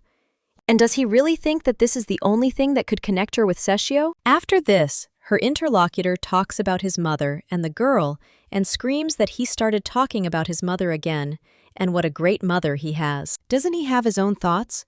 But the guy at the same time tells her not to scold his mother because even that won't get away with it. The main character says that they will see who can get away with what, and shouldn't the one who is stronger say this? And she won't let him go just like that. And the guy turns to Terrell with a trembling voice. The lady understands that she is not going to put him into eternal sleep, but she also does not want to let him go kindly. March, as Muthik both with a Uning and S-Max. Well, at that very moment, she hears some rustling, and someone asks if Jem is there. It turns out to be the lady with pink hair, and she wonders if that was Jem's voice. The main character wonders if their dear Jem chick hasn't been dumped yet. At this time, Lovtina says that this is really Jem's slate, and her interlocutor asks how she ended up there. The girl screams, "What is he doing there? After all, he promised to catch her a rabbit. And was it all a lie, and now he is with the young Duchess?" The guy then claims that they accidentally collided, and then the girl tells him to try to prove it. He has 1 whole hour from now to catch the rabbit. Jemin cries out, does she really think he can't catch one measly rabbit? Then the girl tells him to start, and the guy immediately runs away, and the main character thinks how funny it is. At this time, Lovtina apologizes to the young Duchess Rihan, Mark's IQ, because it seems her fiancé has caused her inconvenience. The lady bows and states that she knows about what happened between the Duchess and Jaman, and therefore offers her deepest apologies. The main character wonders if she was pretending all this time. Marflatter and her interlocutor asks how the heiress of a famous family can actually be naive. It's just very profitable to seem like a cute idiot to everyone, and that's how many opportunities appear. Terrell then asks what she wants, and the girl replies that in fact, when Jamon first approached her, she already knew that he had a lover. Terrell wonders if the lady really wants to quarrel with her, and she replies that it's the opposite, and she would like to soften her anger at least a little. That's why she bows down to her until everything turns into public scandals. The girl claims that she needed a man who was not very intelligent and from a family not subject to the influence of Duke Tanatar, although she probably made the wrong choice. The girl wonders if it was worth continuing to live, pretending that she doesn't know anything. Her interlocutor says that you can't wear a mask your whole life. Therefore, she is grateful to Lita for participating in these competitions. Vitya. She could not apologize to her until she had the opportunity to meet without witnesses. Even if she hates Jaman, Lovtina asks him to treat her well, and if the lady orders her to break off the engagement, she will follow her words. The main character answers that it is up to them to decide whether to break off the engagement or not. For now, The lady is not guilty before her, and her anger does not extend to her. Well, she can't promise anything about Jaman Vo, Long Shimon's nudist weight, to which her interlocutor, the young duchess, replies that she understands this perfectly well. Well, she also asks if the lady is really thinking about getting engaged to Cesio. Daybreak. The main character wonders what this means, after which her interlocutor asks for forgiveness and says that, firstly, there are hunting competitions, and secondly, people have already visited the Marquis's house twice, which is why there are rumors. After all, people are very interested in actions. Rihanov, and when the lady offered the trophy to Mr. Cesio, to me, everyone just said that she had not yet forgotten Jaman. But then, they started saying that the young duchess was interested in Mr. Cesio, and now they are gossiping that they are talking about an engagement. The main character wonders if such a small thing is enough for rumors of an engagement, and she is so ashamed. After which the girl says that these are just stupid horseflies, and if the lady said everything, then she will go. But at that very moment, Lovtina screams for the lady to wait, and says that if she goes deep into the forest, it could be dangerous, and she might meet Manticore. The main character asks if she is really sealed in these mountains, to which her interlocutor replies that yes, she is sealed at the top of these mountains. Manticore is a monster that can even eat its owner. Of course, the young Duchess Rihan probably wields a sword very well, but it's still too dangerous. The main character replies that she is not going to catch her Onuus, but it sounds curious. After which, she heads further into the forest. Lovtina says that this can be considered a good result, and a little while later when the lady moves on. He says what kind of diligence this is, and the girl thought to apologize only because she is Rihan. However, when the lady turns around, she wonders why this girl decided to stay in the forest alone. At the same moment, Lovtina raises her hand and says that they are finished, so the knights can leave. But no one comes out, and the girl wonders where they went, and whether she really sent them too far away. But at that very moment, she sees the monster with the knight in his teeth.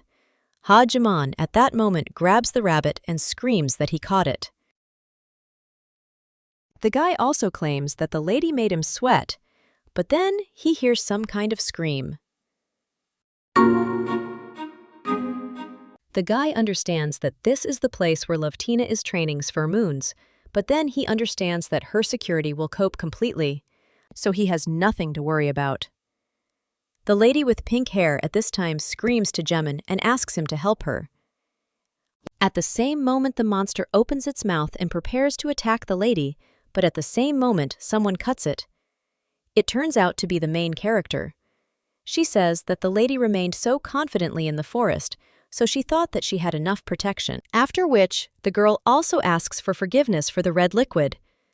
Miki and her interlocutor replies that everything is fine. Lovtina looks at the young Duchess Takreel and understands that she was right. After all, the Rihans should never cross the road. At this time, someone pours drinks into a glass and claims that the seal of Manticore has been removed.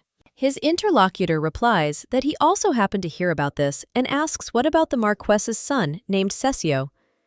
The course's father is the treatise recognize of Marquess's son. The man replies that he arranged everything so that today he will become the first course of this monster. His interlocutor says that all this time he says that he is on the side of the crown prince, but secretly gives birth to Cesio.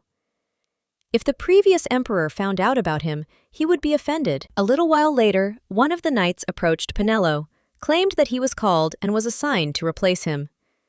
The man claims that now everything is probably going according to plan, so they should also go to the competition site, because he is so curious about what kind of mess everything turned into there. The emperor will be embarrassed when his precious competition does not go according to plan. His interlocutor claims that he should be grateful for the fact that he is sitting in a place that is not suitable for him, after which the two of them knock their glasses together. At this time, the guard who was supposed to be watching Cesio stands in front of the mountain and inflicts a wound on you. Cesio has his eyes closed, and at that very moment, the monster notices them. Jaimon asks Lovtina if another hour has passed. Well, at that moment, he sees a creepy monster and asks what happened. He also asks the girl to answer him at least something. Masiche doctor one less, but she just remains silent. The young man screams out what happened there. And the lady understands that this is just a pathetic guy who can't do anything. And he does not excited. I'm Leal's shoe trick to come in. Shall it the tamed implesh for Shantern. Informationen. Well kip the animal sheened completion, but what acceptable flas posten, get judge at that anthantic on the work from 5 stone. Get these antic that's anthantics. At addition, compriments. All of these kinds of match with lift too. I clear that antic that's. Our Jesus is not people to feed, after all. This is the path that will help her survive. Noba shorsheet, and the girl immediately turns to him with tears in her eyes. The lady hugs him and claims that she was terribly scared because it was the first time she saw such a beast. The man asks where her security was and whether they really don't want to work at all. One of them screams that the gentleman has misunderstood everything, and when he wants to say something, it's Jamon. He claims that it seems that he also thinks it's funny, but his interlocutor replies that nothing of the sort is true and asks how this is even possible. The blonde claims that Cesio, after which Termasil, and now even his servants despise him, after which he swings his arm at the guy and hits him. The lady with pink hair watches all this. One of the men at this time said that if you think about it, the young Duchess Rehan had previously been with the son of his interlocutor, and he was wondering how the girl was to him. The man replies that she has nothing special except her face, and the girl is not particularly agile and does not have any talents, so much so that it is difficult to even call her Rehan. The girl at this time fights with monsters and cuts one after another. One of the men says that if he had known then that the lady was one of the Rihannas, he would have put her into eternal sleep beforehand. Well, he didn't interfere with their relationship. His wife made fun of her so much that he knew they would soon break up. Well, he always thought the look of the fly was impudent. Not his interlocutor answers that it is not surprising, because in the veins of the lady flows the red liquid of Rihanov. Another man says that there must always be this Rihan. Everyone is so afraid of this name, and tremble just hearing it. And his interlocutor is the same. People, or better to say this entire empire, do nothing but shudder at the name Rihan. And let him just remember the commotion among the people when this girl arrived in the capital. At first, they said that she wouldn't be able to forget her second son, Ugscushit Piro, and now that she's having an affair with her first, all eyes are on this girl from Rihanna. He also wonders what is so special about this family, and if they interfere with their plans, Sogard, they can simply crush them. The man wonders if he really wants to say that this monster even killed his daughter. Rihanna will win, but his interlocutor asks if it is not beneficial for both of them. If she is cowardly and has no talent, then it is only to their advantage. And if she relies on her own strength and enters the monster's territory a day before, she will fall into the clutches of the manticore, which is also good for them. Cesio is still with his eyes closed at this time. The knight is already lying on the ground, and then the manticore flies up to the guy. But he doesn't react in any way. After which, the young man begins to dream about himself falling off a cliff. But at that very moment, someone grabs his hand. It turns out to be the main character, and she claims that this time she caught him, and the guy seems to be incredibly lucky. After which, the young man opens his eyes and says that it is true. After all, he is always lucky. When the manticore is about to attack him, suddenly a sword plunges into the monster. The main character says, "What a vile creature this is." The girl understands that she does not know why this monster appeared next to Cesio, but she will figure it out after defeating him. The girl understands that this monster is huge as a mountain and quite fast. After which she runs at him and pierces his chest. Well, the monster flaps its tail and then throws the lady into the void. The main character understands that she was attacked with a tail, and it is not fair. At this time, the manticore approaches the knight who is lying on the ground. Cesio silently watches all this, and the girl thinks about her father who took her to the capital, and the emperor almost sat down because of the fact that he was forced to participate in this competition, and also because of the stupidity Gamone and the little bastard Cesio. After which the lady says that she should be told, for the sake of which of them, she should endure this damn suffering. When the monster is about to eat the knight, the lady throws a ball at the monster and says that they are not finished yet. After which the weapon boomerangs back to the lady, and with a scream jumps onto the monster. After which she pierces his neck and tells him to simply fall into eternal sleep. The girl also starts using magic, and the monster freezes. The lady says that maybe we should take him with us. The guy replies that he doesn't know, and his interlocutor claims that if he is left here, Jobbins, he will probably melt. She also wonders if Cesio will try to explain everything to her and how it all came to this. Her interlocutor asks if she has any idea, and the girl claims that the knight is Dabrikov. Most likely brought the guy there and spilled a lot of red liquid around to attract the manticore, and to get the red liquid, he cut his wrists. Cesio says that she almost guessed, after which he approaches the lady and the main character realizes that when he was sitting in the chair she did not think about it. But now that he's stood up, the girl sees that he's quite tall. Terrell also says that in any case, they almost followed orders to do such a crazy thing. The man replies that no one could force the knight to obey such an order, except the head of the family. The lady asks if this is true, and is not interested in whether Marquis Daybreak is behind all this. Caldine Nidia, the girl also says that he can kick the guy out of the family if he doesn't like him. Or maybe someone just slipped Cesio to the Marquis, and the lady claims that she wants to ask the last question, after which he asks why he didn't resist.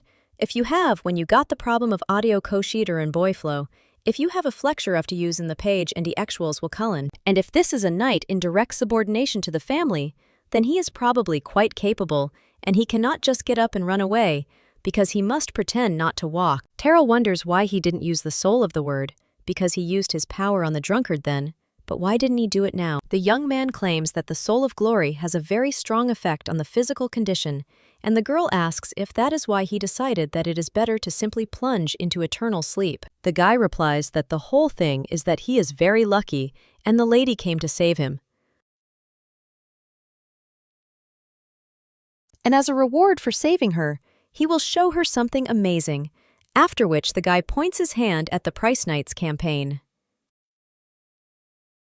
And he says that all his wounds will heal, after which the knight begins to heal, and the main character watches this in shock. Session claims that, after some time, he will regain consciousness. Hey Girl wonders if he can heal the wounds so easily. The guy replies that, of course the wounds healed, but his body is all you red liquid, and to wash it off. It must go to rain, after which the clouds gather and the downpour begins. Cesio says that in a thunderstorm too, there must be grace, and they can also add to them a hurricane, after which the main character screams for him to stop, and closing the guy's door, he wonders how much longer he's going to do this. After which the two fall, and the guy says that it would be good if the lady fell in love with him. He also kisses the girl's hand, and when they get up, she asks what kind of nonsense he is doing. Cesio replies that, unfortunately, this power does not work on the Rians. Terrell screams at him to stop making his idiotic jokes, and her interlocutor asks why the lady saved him, and if she knew that the trail would fall on him, or would she really have simply left? Terrell replies that she would have saved him anyway, after which she tells the guys to stop. If he has time for nonsense, he can go and melt this monster, because they won't be able to drag away the ice rock. But at that very moment, the girl sees that the knight is beginning to come to his senses, after which she runs along the carriage, and she sits Cesio there. The guy asks what, and the main character shows him to be quieter. When the knight wakes up, he looks at his hand and asks if he is really alive. He also looks at the young duchess and asks why she is still alive. The main character says how disrespectful it is, and he is such an ill-mannered knight like Jaemon. That's why the Daybricks are such Daybricks. The girl also says that he seems to be quite brave and stronger than that monster behind them. The man then looks at the frozen monster in shock and asks how this is possible. The main character asks if they will try to talk now and asks what his name is, to which the guy replies that his name is Brunel Milton. And the main character says that it's good, and while the Marquis was removing the seal from the manticore, he sprinkled his red liquid all over there to attract this monster, to which he replied that he couldn't tell anything. The girl asks if this is true, after which she asks if he knows what kind of bottle is in her hands. Her interlocutor asks if this is really a potion of the highest level, and the lady notes that this is true and asks how he thinks why she saved him, although she had to use an official thing. And does he really think that he can calmly leave alive and well? He failed the mission, and he also received treatment from her. So, does he really think that the Marquis will just leave it like that? The guy then sees his sword and screams that he could simply inflict the wounds on himself. But the main character only trips him up, after which the man falls. He starts swearing, but at the same moment, Letty puts a sword to his neck. The girl also says that if he still doesn't open his mouth, then she has another way: to personally find the Marquis and talk. She will ask the Marquis if he really wanted to plunge his own son into eternal sleep, because that is what his knight told her. That's what she'll say, love. She say this guy will crash feeling. She raise from in. Lots, all of me right here. She lil have sell, she will distill in my spile. The pleasants who enterly her instanced on recounted, he madely have to clay, and among apprised, and he said 'em. She mayly won a line. She worked with cud. She will do all wise to entire pleasant, and she take two. And I loved one hoke, but she will used any con of the oppishes. She works with cud. She seeing her famous affiances, and she find. She legged all of this, and he wants so left to why. She focus on. The lady asks what he is talking about, and the knight claims that the Marquis said that he would put his wife into eternal sleep if he did not obey the order, after which he asks to save his wife and begs the Duchess about it. The girl then tells him to tell everything without hiding anything, and after that she will decide what they will do with him and his wife. A little while later, the boy cried out to the Marquis that he could not carry out such an order. The man asked if he was really saying that he couldn't, but he had taken him as a commoner and raised him to be a personal knight. So now the guy had decided to resist him. The knight asked how he could put Cesio into eternal sleep. Cesio follow from the evening, the daughter that Cesio may be interpret, and his interlocutor told him not to think, but just do it. After all, he introduced the man to his wife, and if the guy refuses, she will plunge into eternal sleep. The main character says that the Marquis is even worse than they thought, and wonders if he always conducts his affairs this way. Her interlocutor replies that this is usually not the case, since he comes from common stock. The main character is interested in whether those who are given such orders are alive, to which her interlocutor points out that after receiving the order, most of them disappear, and he is sure that all of them are no longer alive. But the girl wonders if this is not a path to the abyss, to which her interlocutor cries out that he is ready to sacrifice his miserable life without delay, but let her save his wife. He also wonders if the lady can do it street, and the main character understands that even though it was for the sake of his wife, he still wanted to plunge the innocent Cesio into eternal sleep. Saw the guy probably won't be able to forgive him. The lady also turns to the knight and asks if he wants to live. He asks, a little surprised, what she is talking about. She says that if it is possible, slammed, he would like to survive. After a while, the Marquis says everything as expected, and it seems the competition has been suspended. His interlocutor says that they had no other choice because such a monster appeared, and another man claims that now only the final chord remains. But at that very moment, someone turns to the Marquis and says that Mr. Cesio is outside. After which, these two turn in this direction and see the main character with the guy in her arms. The girl understands that in order to hide the truth, a convincing lie is necessary, so she came up with a story that would deceive Marquis Daybreak. Innes losers to an ex-consistent message to employer sherds. The girl turned to the knight and told him to listen to her carefully. After all, he cut himself to attract the monster. But suddenly, one appeared who had already defeated the monster, and she considered the guy suspicious. so she began to pursue him, and he was so scared that he fell off a cliff. The lady also asks if he understood her, after which she claims that she will give him this potion because it will help him get through the day. With him, the guy needs to run as deep into the forest as possible and hide there in a secluded place. She will send her knights and they will find him, and also protect the guy's wife. The man then asked whether to persuade the lady that she will save him and his wife. He also bowed and thanked the Duchess and asked how he could repay her for this. The girl claimed that it was too early to thank her. She was told that it was not his life that was at risk, but the life of Mr. Cesio. 1. So shouldn't it be up to him to decide how to deal with them? Rasser looked at the gentleman after that, but suddenly the clouds cleared. The main character asked what he thought about it, and the guy just nodded. Terrell claimed that it seemed like the gentleman was ready to forgive him. The knight immediately stood up and thanked him, and also asserted that he would never forget his nobility, after which he ran away, and the main character asked Cesio, "Is it possible that good deeds are also his hobby?" The girl asked him if he was ready to go down the mountain and offered to go into her arms. Her interlocutor asked what kind of jokes these were, and what she would do with the manticore's undead body. The main character replied that it could be put aside for a while, but the stroller is broken, so you can't ride it. And they are at the very top, so you can't call the knights either. You never know who might see them, so did he really decide to go down on his own 2 feet? Then the girl said that he could continue his ridiculous excuses, and now she, with Cesio in her arms, says that they haven't seen the Marquis for a long time. The lady also turns to the knight and asks what he is worth and also why he does not take Mr. Cesio, after which they make those attacks. And the man screams how this even happened. Terrell says that's what she wanted to ask, but the man tells her not to change the subject. The girl claims that she saved Mr. Cesio from the monster territory, and this is at the very top of the mountain. The gentleman who can't even walk found himself on top of a mountain, and of course she began to suspect the knight who was with him. She began to pursue him, and then suddenly he fell off the cliff, and later she saw that the States was a knight of the Daybreak family. The girl also claims that she doesn't understand what all this means.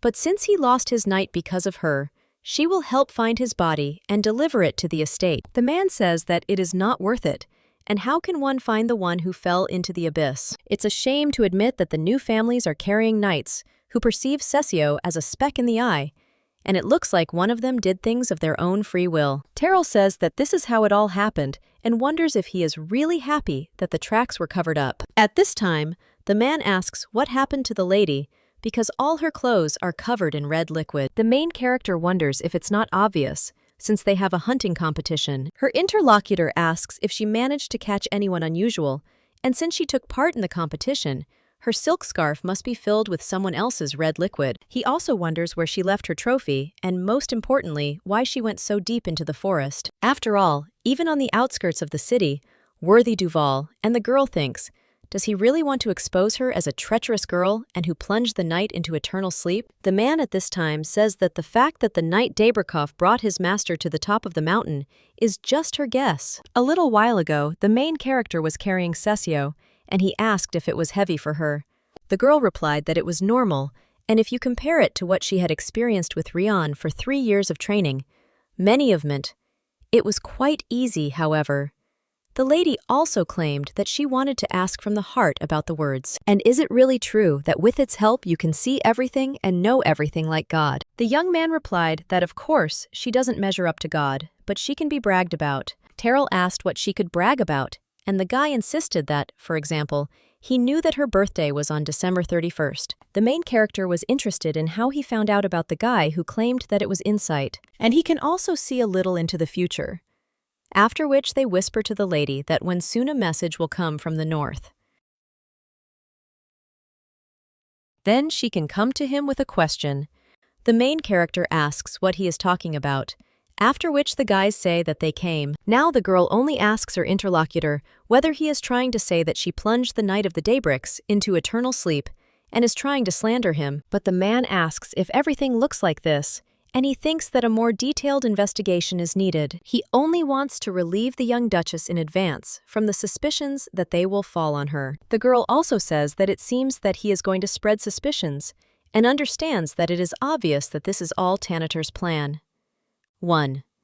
Manager plan the Rehans for some reason, and therefore using even such a chance to harm. The man at this time says that it seems that everyone will be curious why the lady actually went so deep into the forest. And if she brings a special trophy from there, then maybe. Well, the main character asks, what if she already has a trophy? The man asks what she is talking about. The lady repeats her question again. At the same moment, someone screams at the Duke and claims that a catastrophe has happened. The knight says that he needs to go out and look outside, after which the two do so. But when they see this thing, they are shocked and ask what it is. The main character replies that it is a manticore. She was going to bring it a little later, but someone tried, and the lady wonders if this is that special trophy. The man then asks if it was she who put that monster into eternal sleep, trying act to the resolutional stage. And the girl claims that she would be ashamed to bring the Rehans all sorts of small things, so she climbed to the top to catch someone. In someone flagship. I left to get a bigger, and this monster attacked her himself. The lady thought she was sealed, but it seemed the seal had weakened, after which she kept asking him if someone had removed the seal. The girl also says that if they don't believe in her powers, that they have no mental afew on fun of example. Translate block all of the dilling stressed per funding economic runs. They can try to stick the sword into the only hole, and her sword will fit perfectly. Tanatera then claims that this is a wonderful result. After all, at such an age, it is surprising to distance such a monster. The man also says that everything is as it should be for Rians, after which he asks Albert if this is not so. The main character at this time asserts that she will go. The lady understands that she decided to participate to annoy Gemin, but who knew that everything would turn out like this? At this time, one of the servants cries out to Mr. Cesio and asks for forgiveness for leaving. Opon kul abul fa. He also asks if he has hurt himself, and Cesio at this time looks at the main character, after which she smiles at him. The girl also sees the knight Greenel in front of her. Flying knight Yule. After which her interlocutor only remains silent. The main character hears the servant Cesio screaming for the master to simply put him into eternal sleep because his life is not worth a penny. She also turns to her interlocutor and asks if she wants to tell her anything, but she only asks what the lady is talking about. The main character screams that she is asking if the girl wants to tell her something about her concerns, about her affairs. Of course, she is from the Rehan family, but why is her behavior so different from that of the knight Cesio? The lady is okay, and the main character tells her to stop. The Viscountess claims that she actually came because something urgent had happened, and she just received a letter.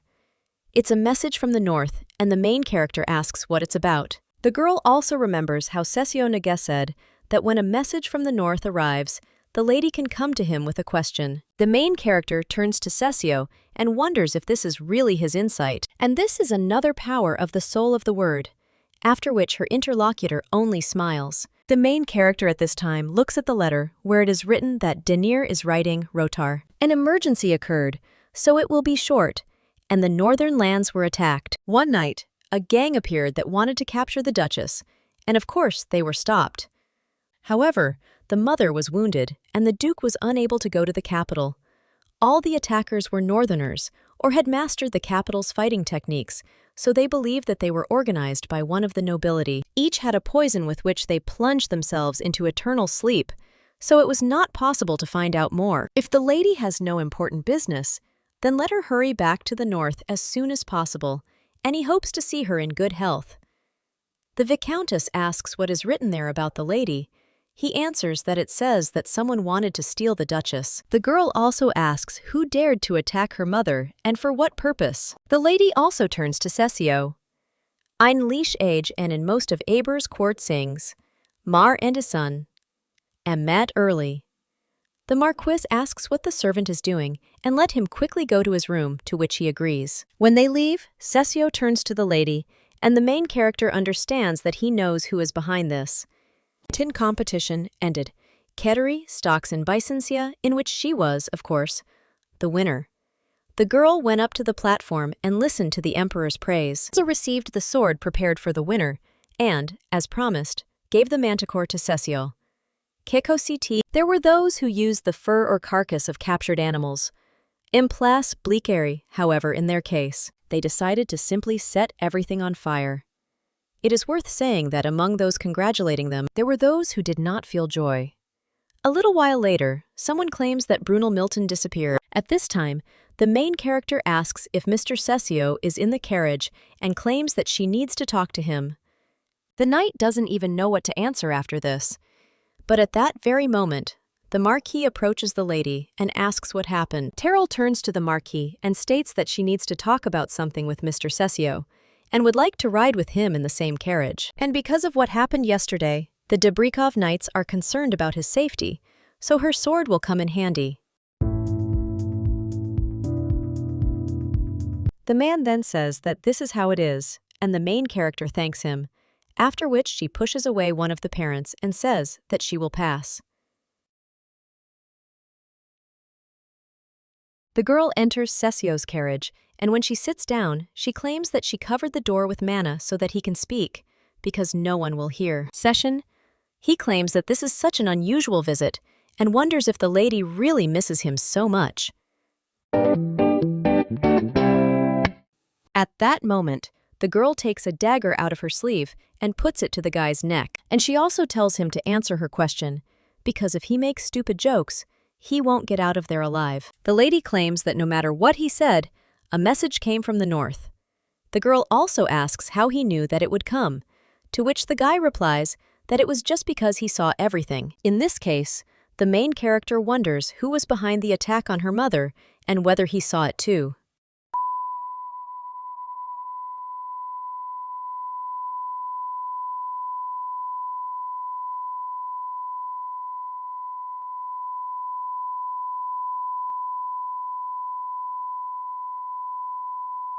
The guy replies that it was Duke Harley Anderson Tanatar. Terrell says that she thought so, but did not expect the guy to immediately call her name. At this time, one of the knights asks the other what he is doing.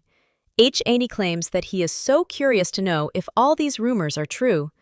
Then he is But at that very moment, someone else appears behind them and asks what the guy is doing there and if he wants to move away.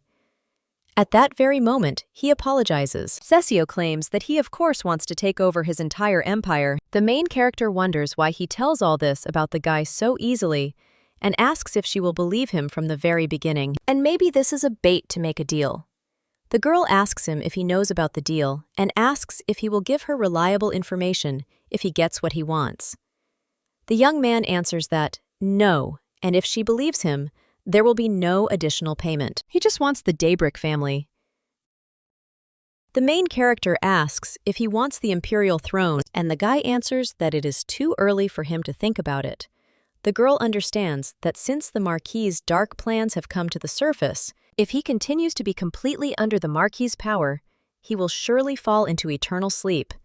And even the soul of the word has a limit. I heard for the rights reign steam, but now the most important thing for this guy is survival. The young man claims that this is why he would like to do as the lady suggested at the beginning, so that she would become engaged to him, after which he also offers to agree to break off the engagement when he becomes Marquis Daybreak scene. The main character wonders if it's too expensive, and he's asking for power over an entire family in exchange for information. But the guy asks the lady if it seems that his information will help her a lot, and she replies that of course there is a benefit. The girl also opens the door to the carriage and asks if the knight Grinnell has a magical contract with him. Her interlocutor replies that yes, after which the lady tells her to give her one and orders the coachman to leave.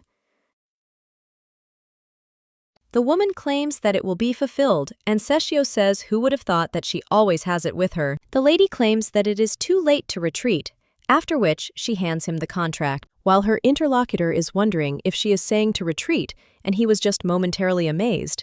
Then the girl tells him to sign it. This is an oath that guarantees that he will not lie. A magical contract is the best way to avoid lying, after which the girl tells him to sign. And if the guy decides to deceive her, Tersus, then after signing, he will immediately plunge into eternal sleep. The guy then writes that Cesio Raven Anubis will not harm Terrell Reset Rihanna. The main character asks if he is Anubis, and the guy replies that it is his father's last name, after which he signs the magical contract. Also offers to try Hello Girl, understands that the mana matmon was concluded in the contract penetrates directly into his heart. The guy also grabs the lady by the neck, which surprises her, Beta, but he can't hurt her. The main character realizes that she also feels the movement of this mana and can follow it. But this is still not enough. The lady also tells him to try to use the soul of the word to say that he wants to break the contract. Well, nothing works. And the girl claims that the soul of words also means nothing, and then she believes.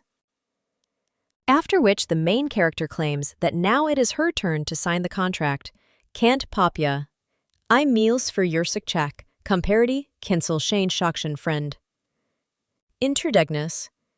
Wak na claims unmateshort shogo.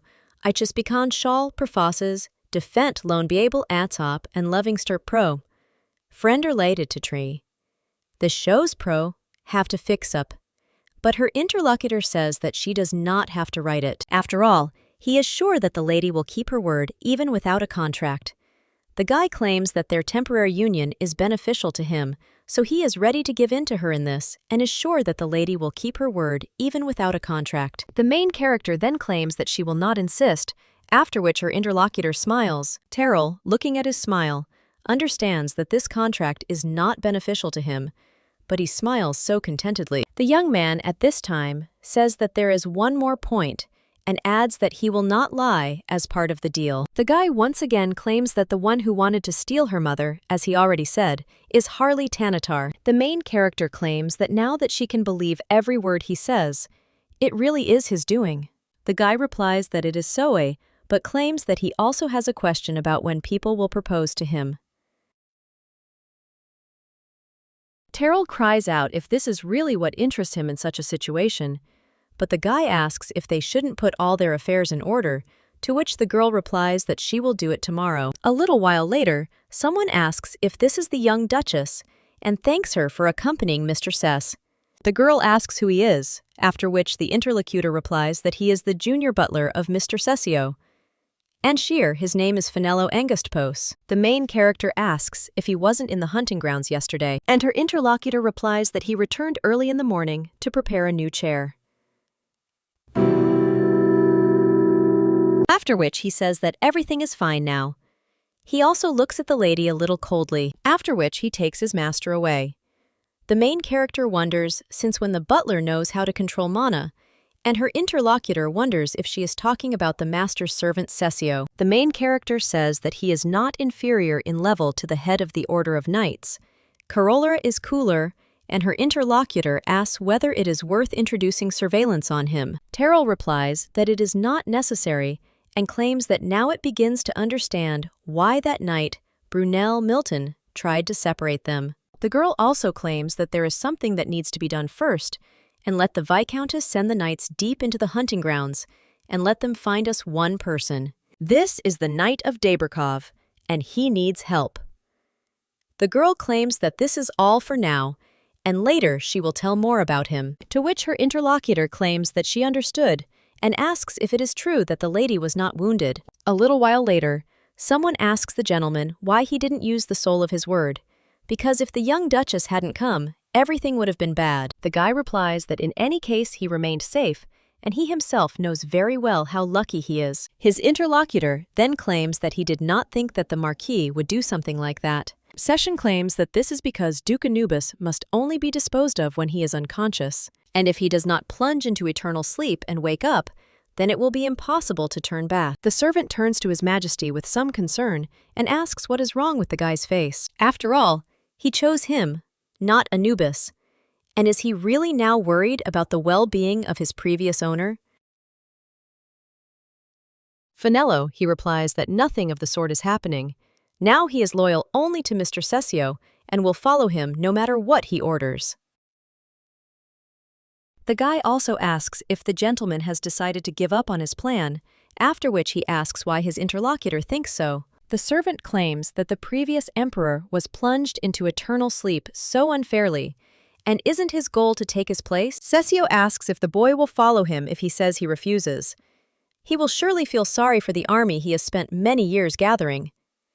His interlocutor claims that he started this because the master ordered him to, and if he stops sleeping, he will put an end to everything without regret. The guy asks if he's really going to put an end to it and let the red liquid out because of this. Sometimes Finello can be very cruel, but he can rest assured that Tanatar did something rash. He dared to attack the Rihans, and since they had been in the shadows for some time, he seemed to have decided that the lion had become a kitten. The girl who cried because of worthless Jimin de Bricabo, doctor in 3 years, has become a worthy young lady, Rihanda Mai.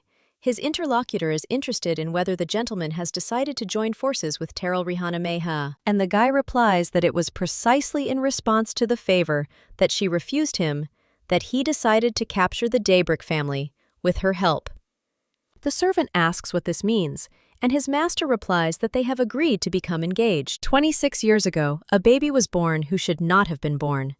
This child was created by the power of a god named Cesio Anubis. His mother was the sister of the previous Empress Catriae, and unlike that woman, she could use force, so everyone feared her. Well, she was gentle by nature, and relied on her powerful sister since childhood. She married the one whom Catri chose for her. In Badin, everyone wants to know why Cesio is a child of God, and all because his father, Raven Anubis, could not have children. Monique, who is able to use the power of a god, only thought that she wanted to conceive a child die, and a new life was born in her womb. Catriae was wary of Monique's powers, so she did not want her to pass her on to a child, and she claimed that her sister did not need children at all.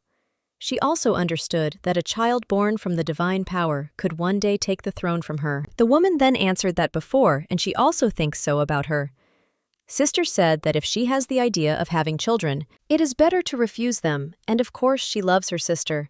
However, if a child appears, then she herself understands. The boy was told that he should not have been born and that his existence complicates everything. A little while later, someone turned to the deer and told her not to worry, because no one would find out anything. Well, maybe it would be better to send the child away.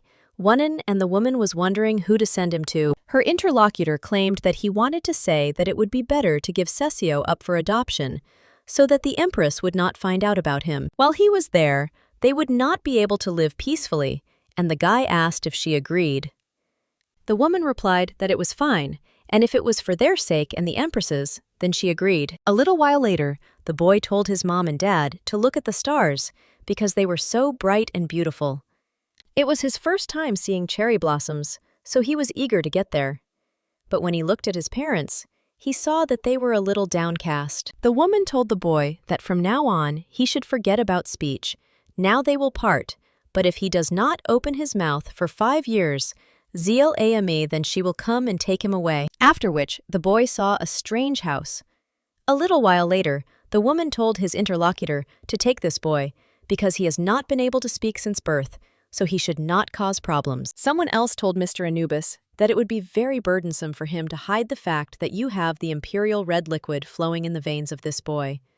For a 4-year-old boy, this situation was too sad, but even now Cesio keeps the promises he made to his mother. Cesio made every effort to suppress even the sounds of crying because he hoped that his mother would change her mind about leaving him. The man then claimed that he would take the boy, but careful $23,000. Police is anyone percentive in the cross quality in the BAME. They were cleaned and glowing the ray and limps no videos, sang heard and said sets. I would very excited to it, but they had to accept his condition. His interlocutor asked what, to which the man replied that let his legs lose all strength again, he should not be able to walk so that they could accept him. While the barbaric deal between the adults was being discussed, there was not a drop of warmth in Monique's eyes as they turned to Cesio. To turn to Cesio, longer had a mother who had previously given him all her love and care.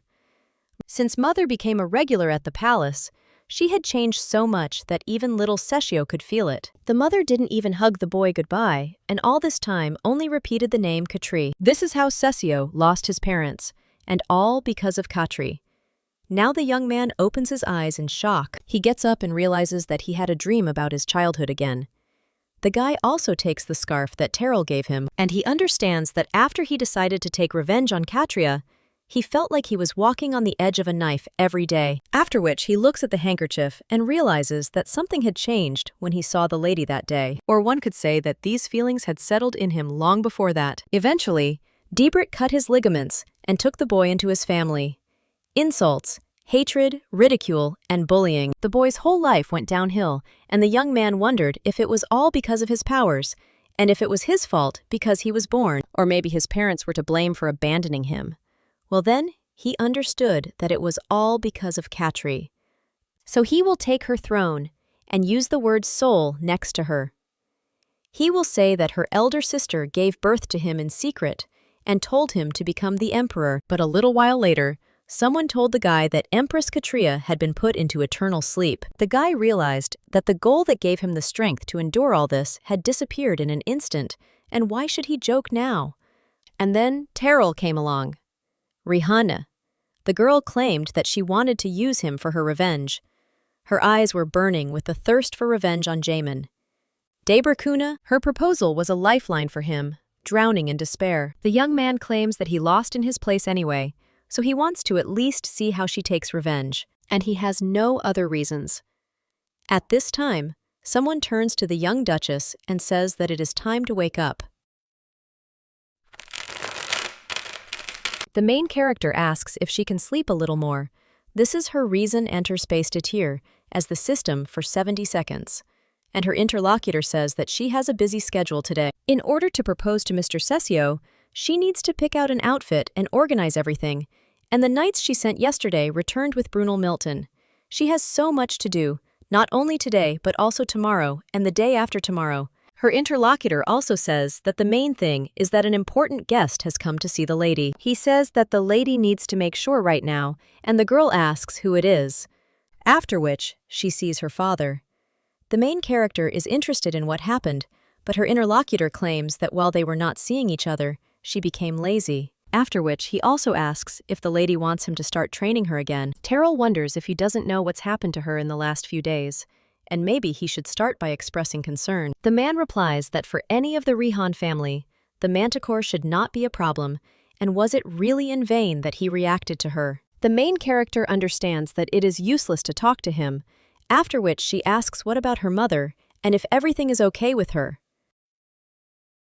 The man replies that yes, and she has also arrived, Klaya now Grom, and soon they will all go to the Supreme Temple together. It's no longer a secret, so he'll tell you that a group of traitors has appeared in the north, trying to harm them. Terrell wonders if he's talking about those who attacked Mother, and her interlocutor replies that they can be described as forces aimed at inciting conflicts. He was going to deal with them and come immediately, but during the investigation, a lot of noise was raised, and it turned out that it all started about 20 years ago. The girl asks if it was really that long ago, and if it was around the time when his mother broke up with him and left the north.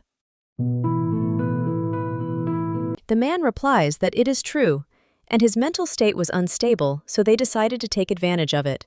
They are such sly people, but few people bought into their instigation then, so now they seem to have decided to change tactics. In small groups, they went to different parts of the duchy and created the appearance of a rebellion breaking out.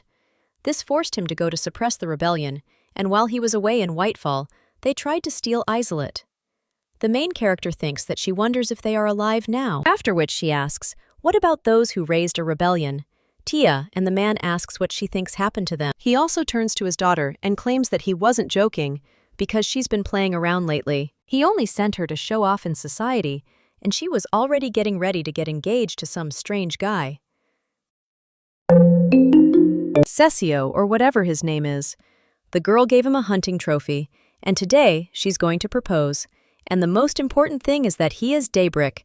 So what is she even thinking about? The main character replies that of course her plans change several times, But the overall picture should be clear to him, and her father has not forgotten that in the first letter she called their engagement fake, to which the man replies that it does not bother him. The Rehan family with her husband. The girl asks if he has said everything, after which she asks to be allowed to explain. The lady decided to report everything that had happened. About the incident at the hunting competition, Session's personality, further people, his soul of words and insight, and also about their deal. The girl told about everything that happened during this time. The man wonders if he really just asked for the title of Marquis in return, and it's so simple that he can't even believe it. The lady replies that this is why the engagement is necessary, and understands that if you think about it, they did not add a clause about breaking the engagement to the contract. But Cesio has no reason to marry her, and the man says that now he thinks that about a third of him can be trusted. Terrell says how much he trusts him, and her interlocutor says that it means that it is now quite dangerous for him to remain in the Marquis's mansion, to which the lady replies that yes, and today, she will go and also provide him with security. The man replies that this is not necessary because there is an easier way. A little while later, the lady is heading in a carriage and someone announces that they will arrive at the Daybrick mansion. The woman also asks the young duchess when she bought the ring, and the girl replies that she had prepared everything the last time she was thinking about the engagement. She also turns to Knight Grinnell and asks if she has any bottle or glass flask. The woman replies that there is, after which she hands it over and claims that if you swallow this liquid, this poison will dissolve in your stomach, will not affect other organs in any way, and the main character thanks her, but wonders why the woman carries something like this with her. Taro claims that this will be very useful to her, to which her interlocutor agrees, and asks how the lady plans to use this bottle. The girl replies that she wants to try to perform a miracle, and a little while later she finds herself in the Daybrick mansion. The lady claims that she came to meet Cesio, Aka, but she was surprised that Im Marquez and his wife were also there. Liga into the packets. The main character asks if there is a reason why they decided to join them. The man claims that he knows it is not very polite, but they have something to talk about, so he asks to listen to him. At this time, the Marquise coldly watches all this, and the main character thinks, do they really not want the guy to express his thoughts? A spare book or pen with him? So do they really want to ignore his opinion and promote their own? The lady thinks what cruel people they are. The Marquise at this time claims that she came because her husband asked her to be present, but her partner argues that a lady should not interfere when she is not asked. The main character wonders if this is the woman who used to grab her by the hair and pour water on her. She sits so quietly that you might think she is a completely different person. The lady also understands that the only difference is whether she is Winterglass or Rehan. Well, she is the same, so here is the power of the family name. At this time, the Marquise says that, of course, and tells them not to pay attention to her, and they also talked among themselves. Terrell understands that this woman will try so hard to remain unperturbed that she even feels a little sorry for her. The main character also says that she is next to her because she may not pay attention. After which, the woman asks for forgiveness, and the girl asks what they want to tell her. The Marquis tells the lady not to come to Cesio anymore, and the girl asks why she should listen to them. The man replies that at first her interest was in all of them friends. After all, in the boy's condition, it is difficult to talk to anyone. I mean manages on sites to spectrate and explore tombs in operations. But such close attention gradually becomes a burden for him.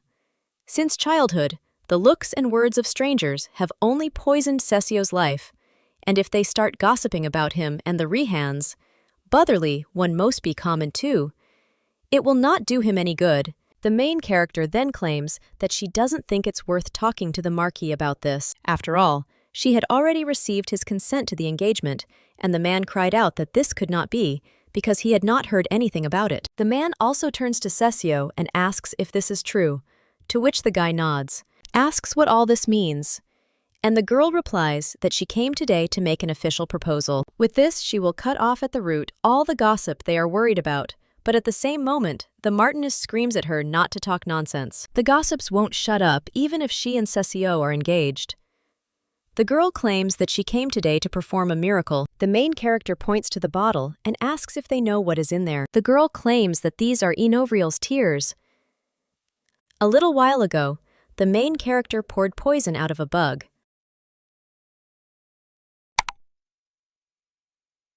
The Viscountess turned to her with a little surprise. Check out after the girl took a bottle of water and claimed that it was right in front of people. She will pour this water over Cesio's feet and give him the ability to walk again. After this, the knight asked if everything would be okay, because it was immediately obvious that it was just water, to which the main character replied that of course it was a bit spontaneous, everything, but there was nothing to worry about. Now she claims that this miraculous potion will give Cesio the ability to walk. The Marquis claims that it looks like simple water, and the main character sees how Cesio is already on the verge of laughing. The main character looks at him menacingly and thinks that he shouldn't even think about it. At this time, the Marquis asks what the lady says it is called and whether she would like to repeat it. The girl is about to repeat, but then says that in short, you can call Enov. This is the name of a scientist who spent his entire life studying the divine, and in their northern regions, he is called a saint. In this bottle is the result of his entire life's research. The girl also approaches Cesio, and she claims that when she heard that the guy had not been able to walk since childhood, her heart sank with pain, and that is why she is glad that she was lucky enough to get this potion. The lady also states that they need to concentrate in order to distribute the potion correctly, and wonders if they will go out for a short while. The man asks what kind of nonsense this is, and claims that such a thing is impossible. When he comes out, he claims that the lady brought something, a potion that he hears about for the first time, and he asks the road and whether she has heard anything about this Ianova, to which she replies that absolutely nothing. The main character at this time casts mana on the door and claims that now no one is eavesdropping on them anymore. The girl also asks if he is going to open his mouth. Terrell claims that she will slightly change his pants, and from that day on, the guy will be on his feet. After all, it was not under his own will that he decided to stop walking, and in order to become a Marquis, the healthier the body, the better. And the lady also says that he can actually walk, so there is no point in pretending anymore. The girl says that if he doesn't agree and wants to continue pretending, he can just pretend that the potion didn't work. Smiles after this. Most of Enshrung that dial enters in 60,016. This second struck, physical frames and settle-ins. In Shaitari, I bring the main character, asks why he is laughing. Session says that she truly brings him joy in the most unexpected ways, and the fact that she shortened the name to Anova is so funny. So let the lady admit whether she really just came up with it and simply forgot. Terrell sternly tells him to stop laughing. The Marquis, with his wife, standing at the door, asks how long this will last. Cesio smiles at this time and claims that he cannot forget the expression on the Marquis's face. In the common proximate, and the girl tells him to laugh, but he claims that he wants to ask him something. The guy asks what the lady is talking about, that she is talking about that incident 3 years ago, after which she even asks why he gave her the handkerchief and whether he really sympathized with her. Cool to at the end of the mod. Jesus sorry for humanary, to inverse under and tier spetters that date as that, the entire else being lames to push your calling in time, the private specific standing ladders of, as performance strategy, and seize my home to revive for the family. Their quarring addivated ingestrations to give a planned adie. Lady asks why you're calling. The boy says she was beautiful, and the girl says she's already used to his tricks, so let him tell the truth.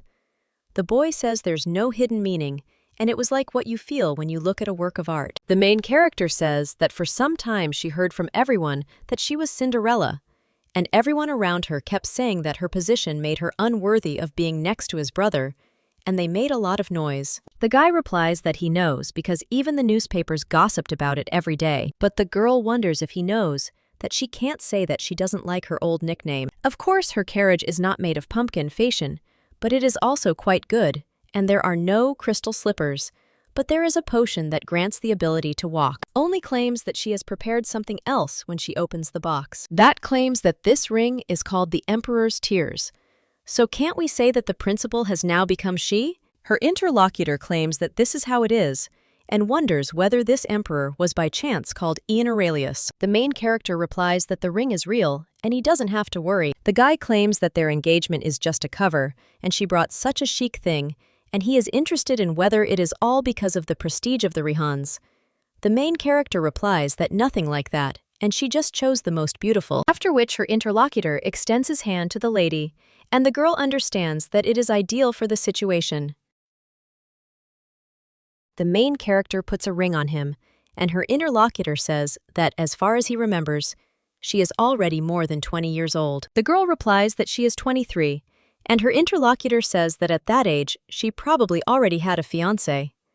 Terrell replies that she didn't, and that no one can compare to his family history. The guy then says that this is how it is, and claims that he will gratefully accept her ring and that she has officially restored his ability to walk. But just in case, he'll ask if she also carried guys on her shoulders in the north. The main character understands that he is really taller than her, but she is not short either, and she came down from the mountain carrying such a giant on herself, so the lady wonders how he managed to exist all his life sitting. Terrell says what a jealous fiancé she has, after which she suggests that he not worry because he was the only one who had been in her arms. The guy then takes the lady by the hand and asks her if she would like to dance one dance. The main character asks if he really wants to dance, and her interlocutor replies that he has always wanted to dance once with a beautiful girl, and he asks if it would be too much trouble for the lady. Terrell wonders if he really wants to dance without paying attention to time and place, after which the girl agrees and claims that Starfleet is with him just once, to which he thanks the lady. Terrell also says that, unfortunately, there is no music there. Her interlocutor replies that it's nothing to worry about, after which he wishes for music to fill this hall. And the main character begins to hear her, after which the guy says that now the lady should be kind. Then they start dancing, and the girl says that it is such a strange feeling. Her interlocutor says that, yes, they are dancing in the guest hall. The girl also says that he could only sit for a long time, lo the building professional, and me. But does he really dance so skillfully? Cesio replies that he was present at the balls and observed a lot. Of course, this cannot be compared with the training of the Rihans. And the main character asks if he thinks that Rihan is her name, after which the guy apologizes to Terrell, and the girl claims that she did not mean for him to call her Terrell, after which the young man says that now they have such a relationship that he has to call her by her name and asks if this is true. Break out of hellish everyday life and dance with the prince. After which the guy asks how the lady thinks and whether Cinderella felt the same as he did. Then, what will happen to him at midnight, and what will his prince do? Well, the girl replies that the magic will be destroyed and they will become strangers to each other. After all, she is not going to look for him with a glass slipper in her hands. The guy then says that she would be a cruel prince. Terrell understands that this is an incredible sight. The mysterious Cesio standing on his feet and the guest hall, in the house of the past lover, and music created by the soul of the word guy. Cesio says that, then, it is better for him to be not Cinderella, but the Little Mermaid. The main character wonders if he really wants to turn into foam and disappear. She also says that she likes it more, and since she gave him back his legs, he should give his voice himself. Her interlocutor claims that for some reason, he will have to give up his legs or voice, and he stands there, so now that's enough for him, so it's time to step on stage. The young man claims that he needs to pretend that he is walking for the first time and does not even know how to do it. But the girl tells him to just walk as usual. She also asks why he wants to pretend that he is going for the first time, and her interlocutor replies that he is not used to telling people the whole truth. Terrell tells him not to worry because he will soon get used to it because the guy is such an impudent person, and then the lady offers to finish his treatment. The lady then says that these are daybricks and they are quite suspicious, so at least on the outside, everything needs to be done properly. And she also turns to Cesio and says that after their amazing party is over, the guy at this time asks if there is still some business left about the lead answers that we need to go to the Ryanov estate. How you tell Mut extrans to crit now? Who know that is in unplace. The lady says that her parents have arrived in the capital, and after she told them about the fake engagement, they definitely want to see him. And if he stays there, Vulcan, his life will continue to be in danger.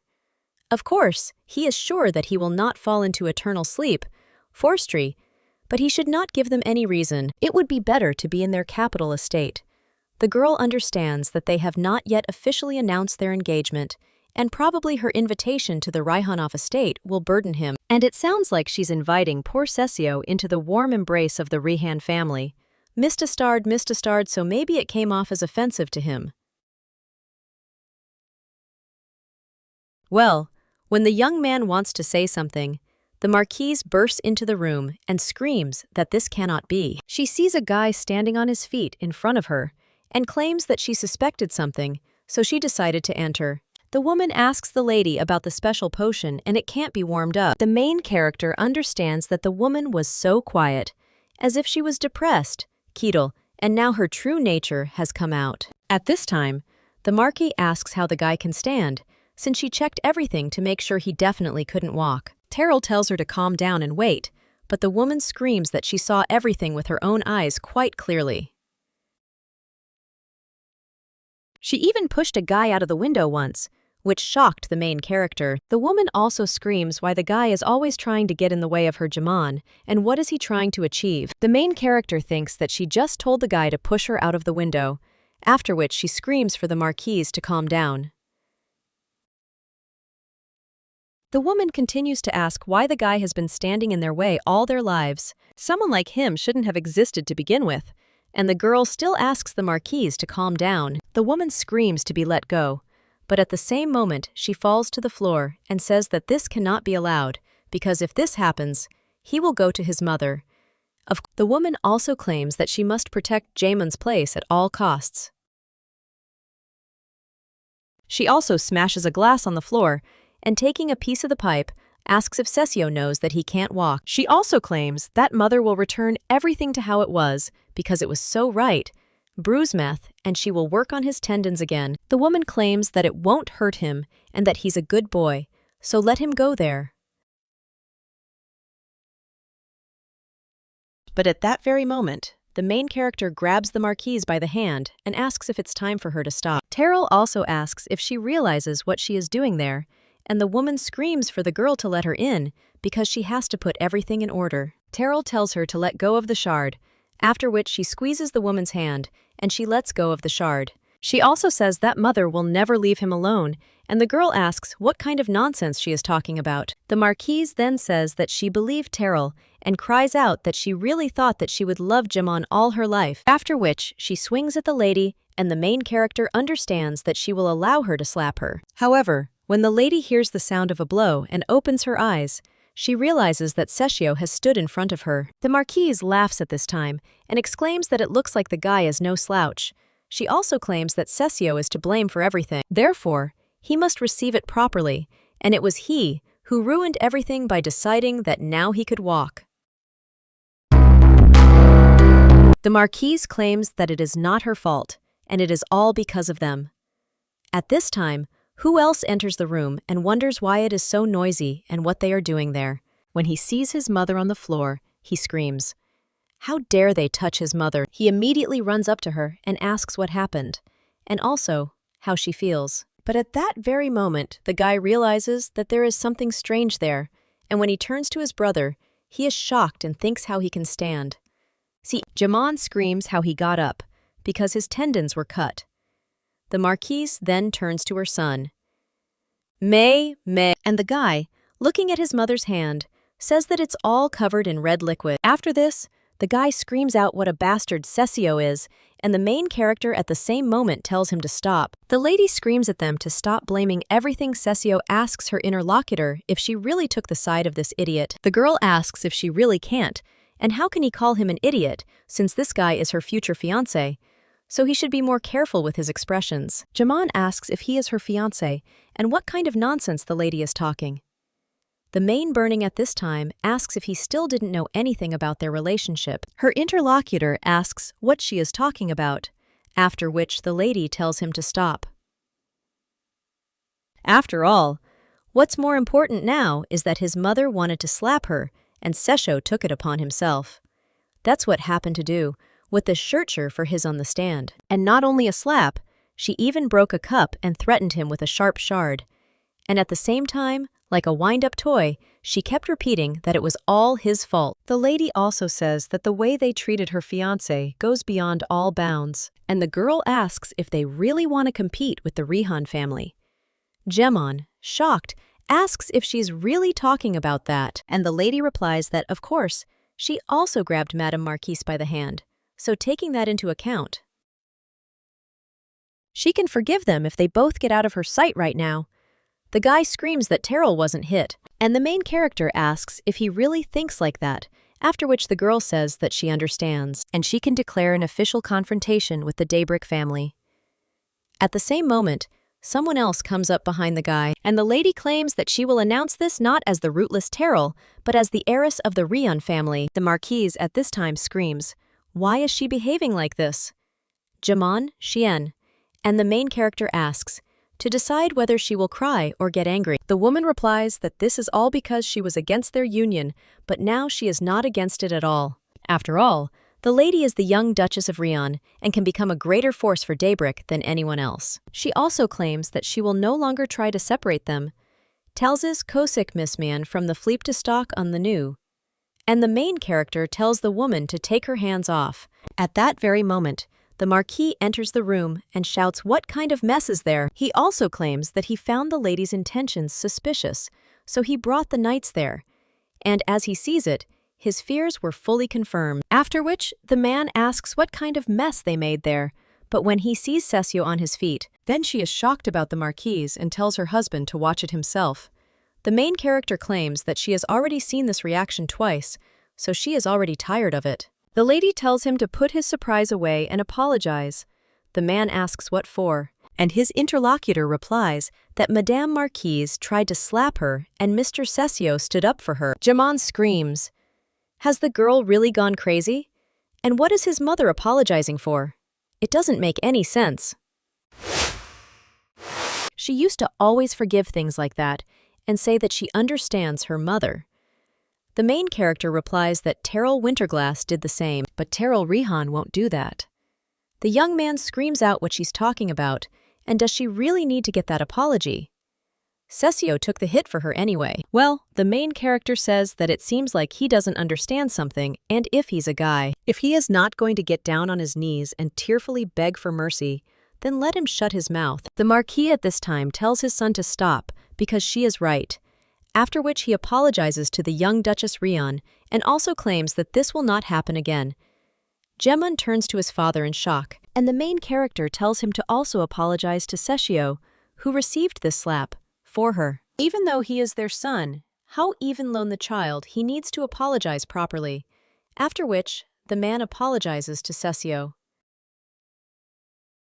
Coming ants, he says that his mother is very angry, and hopes that the guy will be able to understand her, to which he nods. At this time, Jimin only swears, and the main character says that since the whole family is gathered, then she wants to tell them something.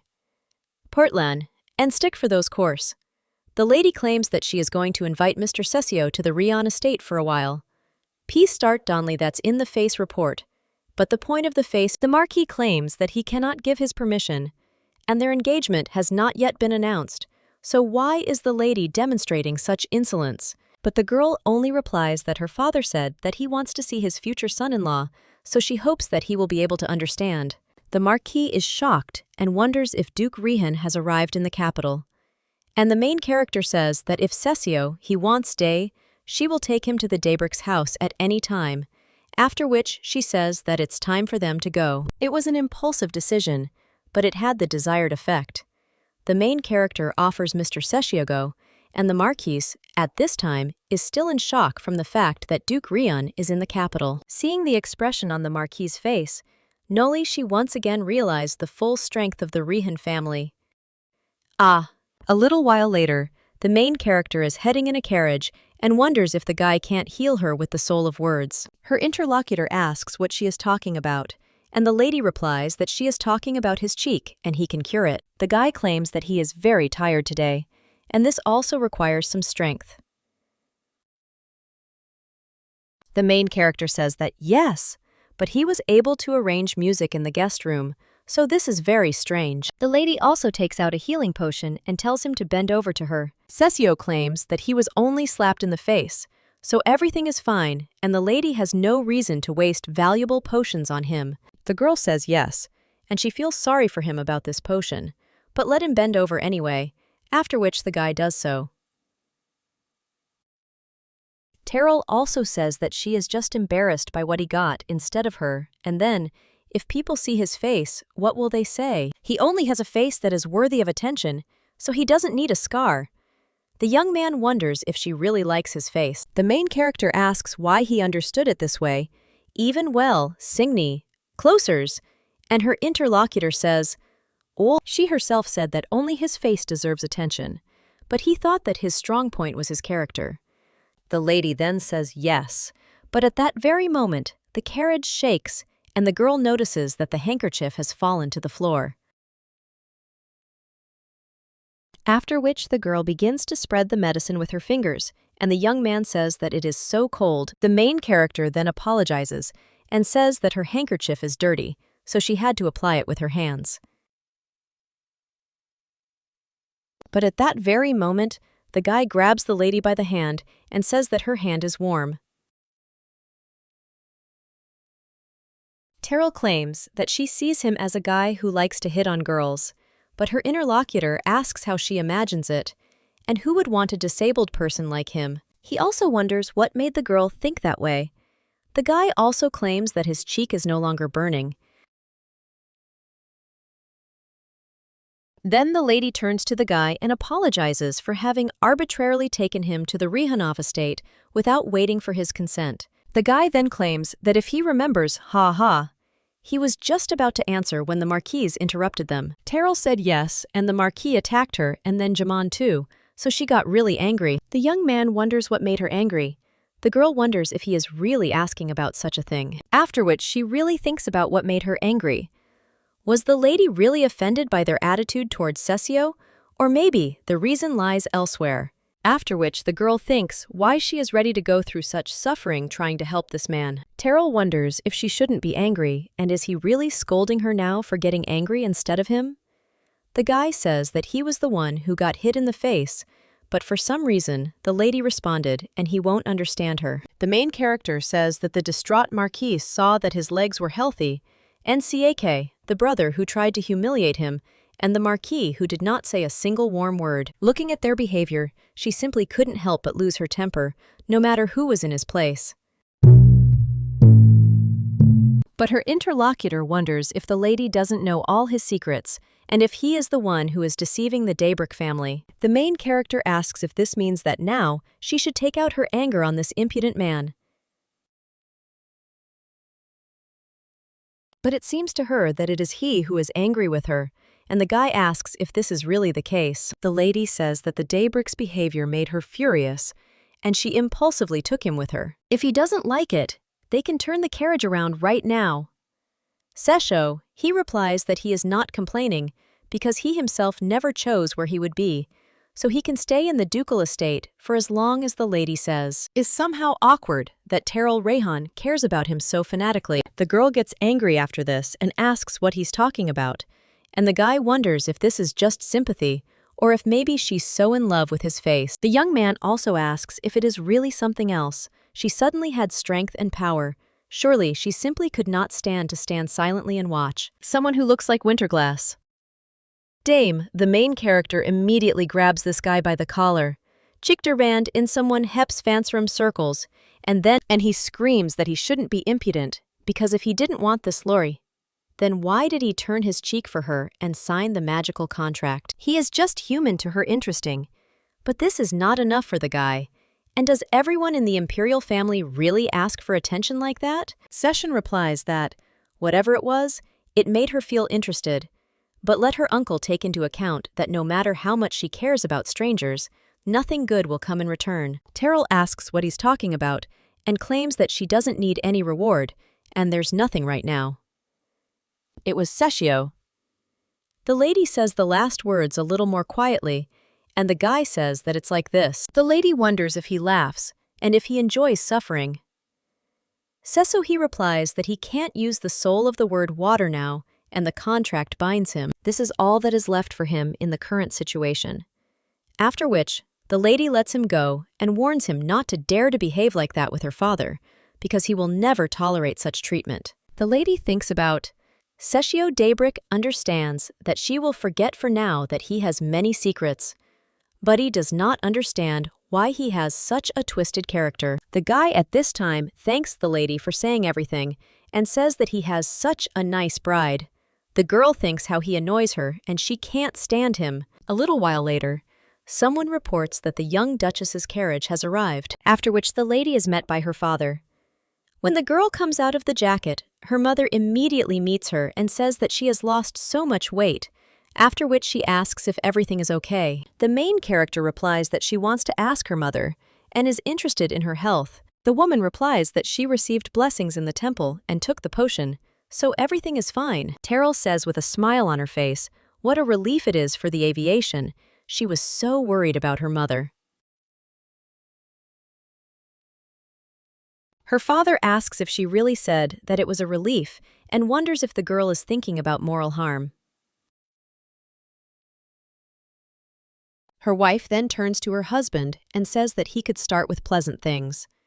After which, the man says that if she wants, then he will do it. The Duke turns to his daughter and asks if her mind is as clear as the sky. Her brains seem to be overgrown with meadows of weeds, and the decision is sudden as snow in a summer garden. After which, the girl tells him that he would do better to scold her. The man claims that there is actually something more important, and the lady asks what happened. Her interlocutor claims that they went to the Supreme Temple for this very reason, and he will tell them more when they go inside. At this time, the main character claims that, although it is late, she wants to introduce Cesio to them. The Duke then looks at the guy and says that they will end it here because he doesn't even want to imagine how he will apologize to him in writing. He also tells the two to go to the guest room. A little while later, they are already sitting there, and the Duke states that Isel is tired and went to the bedroom. Terrell wonders what is more important now, and her interlocutor claims that when she and Isel were attacked, she was cursed. The main character is shocked and asks what her father is talking about and what kind of curse this is. She also wonders why she is only finding out about this now. The man replies that the attack was just a cover, and the true goal was to cast a spell. A curse is an ineffective magic because you need to direct the spell for at least 5 years to curse just one person. Perhaps they had been hunting for Isel for a long time. The main character says that if they wanted to harm her, Gagyu, it would have been easier to do so while she lived separately from the Duke in the capital. So why curse her? The man asks if the lady thinks that he would not have provided security for her family. The magical contract says that Rihan could not approach her, would be still used for slave, but finding a knight to guard someone who does not belong to the Rihans is easy. After they had dealt with the son's submission and returned to the fortress, he found a letter. It said that if the Duke wanted to save the life of Iselatme Rihan, then let him sign the magical contract that lay before him. And the terms of the contract were certainly beyond imagination. After all, he was not supposed to interfere in the affairs of the capital, sell all his lands except Whitefall in the possession of the emperor, and demote himself to the rank of count. The man claimed that they probably wanted to cut off all the family's limbs, and when he finished reading the letter, curse marks appeared on Isel's body. And her temperature rose and her general condition worsened. The main character at this time thinks about Tanadar. The girl understands that in order to destroy Rion, he dared to take her mother hostage, and what a scoundrel this man is. Her father speaks at this time. It's hard to believe, but the curse disappeared in an instant, and the girl asks how that could happen. The girl screams that this can't be, because it can't just disappear. The one who cast it must refuse it, or else holy power is needed. The lady also wonders how such a miracle could happen without a reason.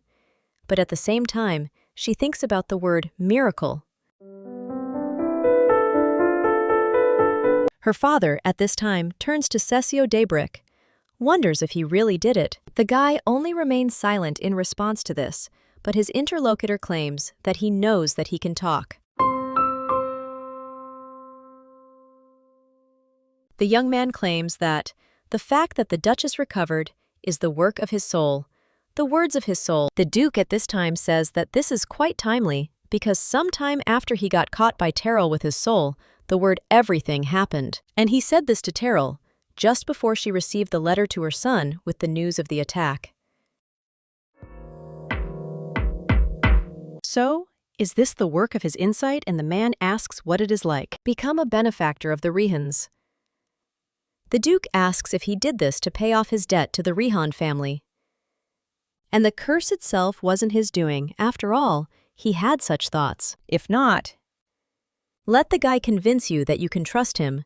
The young man then claims that he has nothing to say.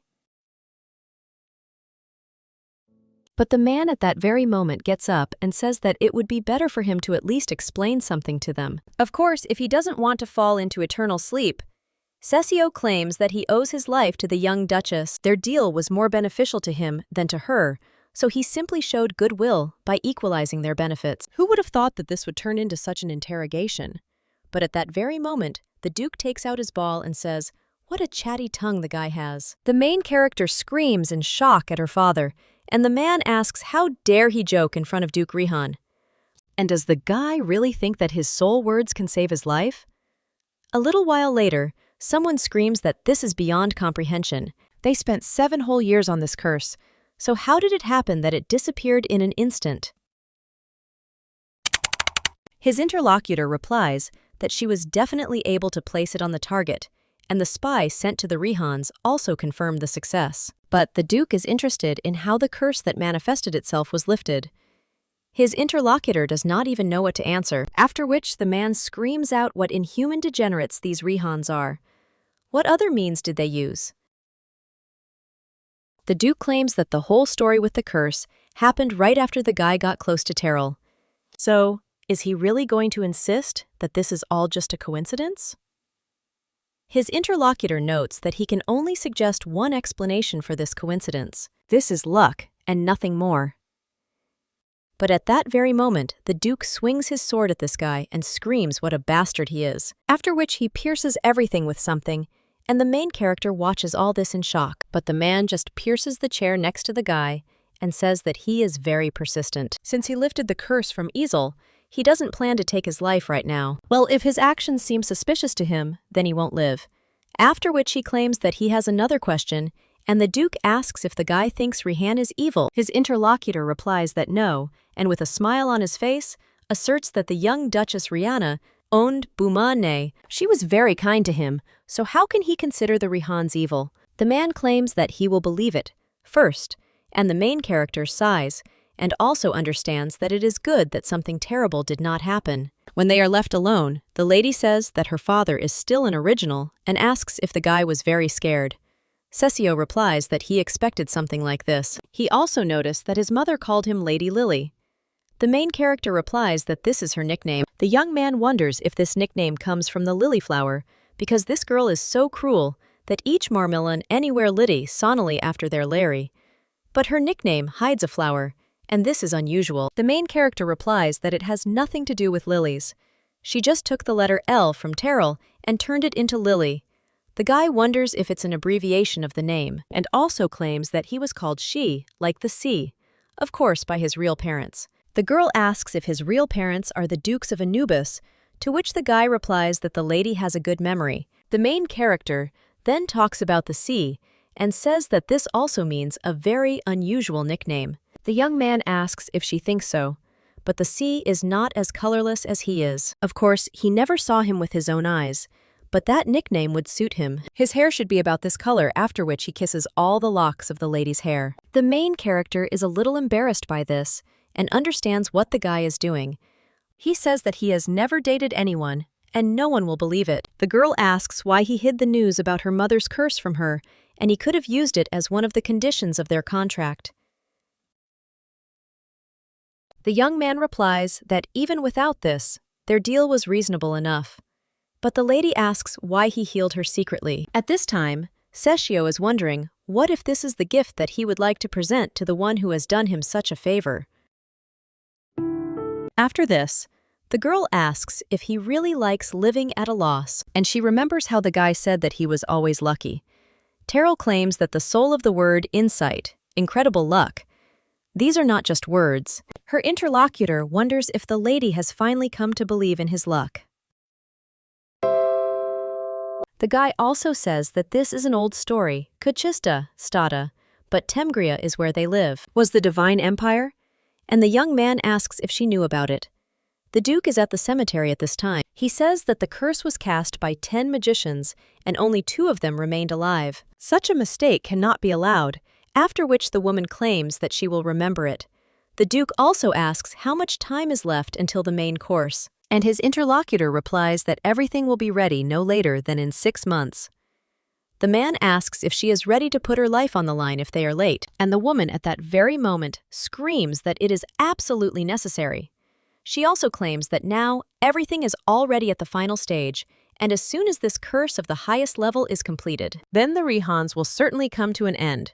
To which the man replies that this is excellent, and he will definitely destroy this girl. He also wonders if Rosset is happy that the curse has disappeared.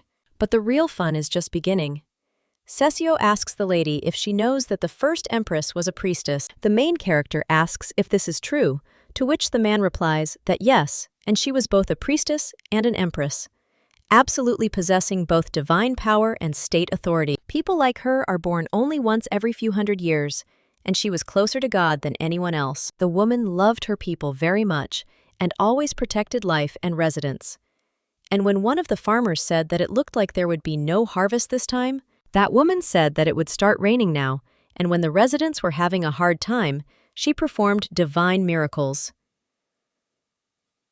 After which the farmer joyfully thanked the omniscient and omnipotent Absolute. Her omniscience is about initiative that allows you to know everything, and omnipotence is the soul of words that helps you achieve everything.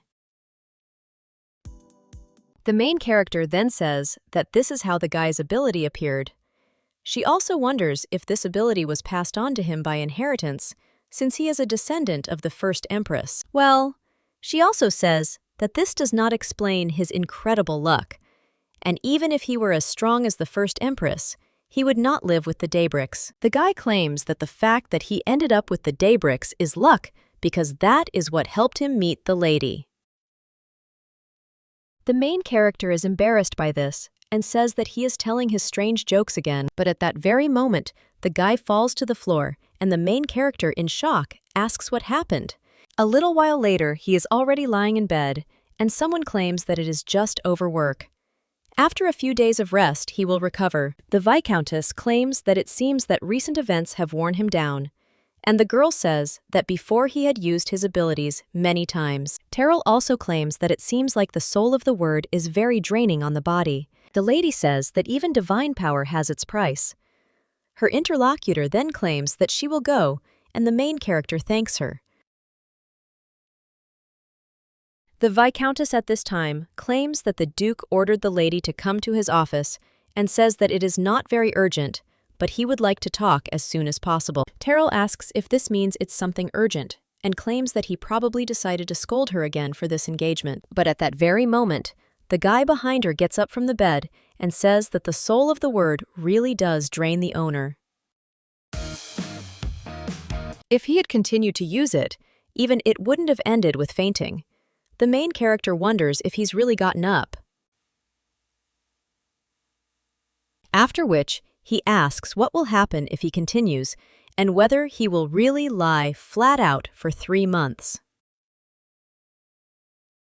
The guy replies that yes, and you can lose consciousness for a long time, possibly nausea and vomiting with red liquid. There is also a risk of losing an eye or tearing the vocal cords, which leaves the main character in shock, after which she asks if the guy thinks she'll buy into it. The young man says that since that's how it turned out, then she will have to take responsibility for it. The girl asks him what he is talking about, and her interlocutor asks if it wasn't for her that he summoned rain and thunder, knew and also saved Brunel Milton, and at her behest, staged that performance in the guest room. By the way, he also saved the life of Duchess Rian. Deha. The main character tells him not to drag everything into it and to say what he wants. A little while later, the main character is in the Duke's office, and he asks if Cesio has fainted. The girl replies that he has, and that he must have been very tired during this time. The man says that it's probably because he was scared of his sword. Even though the guy is adopted, he is still one of the Daybricks, so he is interested in whether the guy is asking for anything in exchange for saving Isolet. Hi. The main character replies that, of course he asked for something, and the man asks what he needs. And is it really money? To which the main character replies that no, and a plate of fig soufflé was enough for him. The man screams in shock, asking what she was talking about. He also asks if he really only asked for a plate of dessert for saving him from a life-threatening curse, to which the lady replies that yes. Her interlocutor says that he doesn't understand him at all, after which everyone tells him that it's okay, and also wonders how the lady will take revenge on Tanatar. I am Khans, and from Goher, the main character asks what he is talking about, and didn't the father intend to do this personally? To which the man replies that of course he would really like to. After all, he is ready to burst into his estate right now and execute this idiot. But if he does this, man, the authority and position of the Rions will suffer greatly. He's been wanting to reunite with Isolet for 20 years, but he can't lose everything just because he wants to fill his ball with red liquid. The Posway was so much a forepair for local flabbers, and the girl then asks how about Togo cutting off all his financial income. Money problems will moderate his ardor. The man replies that Tanatar runs affairs in the capital itself, so in comparison, their family does not have enough resources for such a threat. The main character wonders if it is because after the mother's escape, someone spent everything out of grief, and the man claims that in any case, they don't need financial wars. And then the lady asks what the plan is. The male duke says that the lady will go after Tanatar and bring him to him. The main character asks if he is serious about her interlocutor, and he wonders if she really lacks confidence. Let the lady consider this a test to become his successor. And the girl asks if she should be the successor if she fails. To which he replies that this is nonsense. Then there will be a retake. And if it doesn't work out at all, no, they will remember what happened 30 years ago and expel him from the empire. The main character then asks what happened 30 years ago, to which the man replies that it looks like she doesn't know about it yet. But this is a thing in itself. To find out about this, you need to become at least the head of the family. Tanathar and Daybrick rebelled 30 years ago. Someone was screaming, "What are they talking about, and how they won't punish them?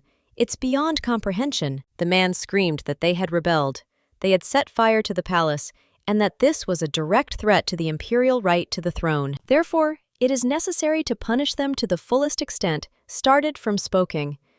But he simply let them go. His interlocutor claimed that Reset only had to obey his orders and suppress the rebellion, and how he will punish the rebels is beyond his competence.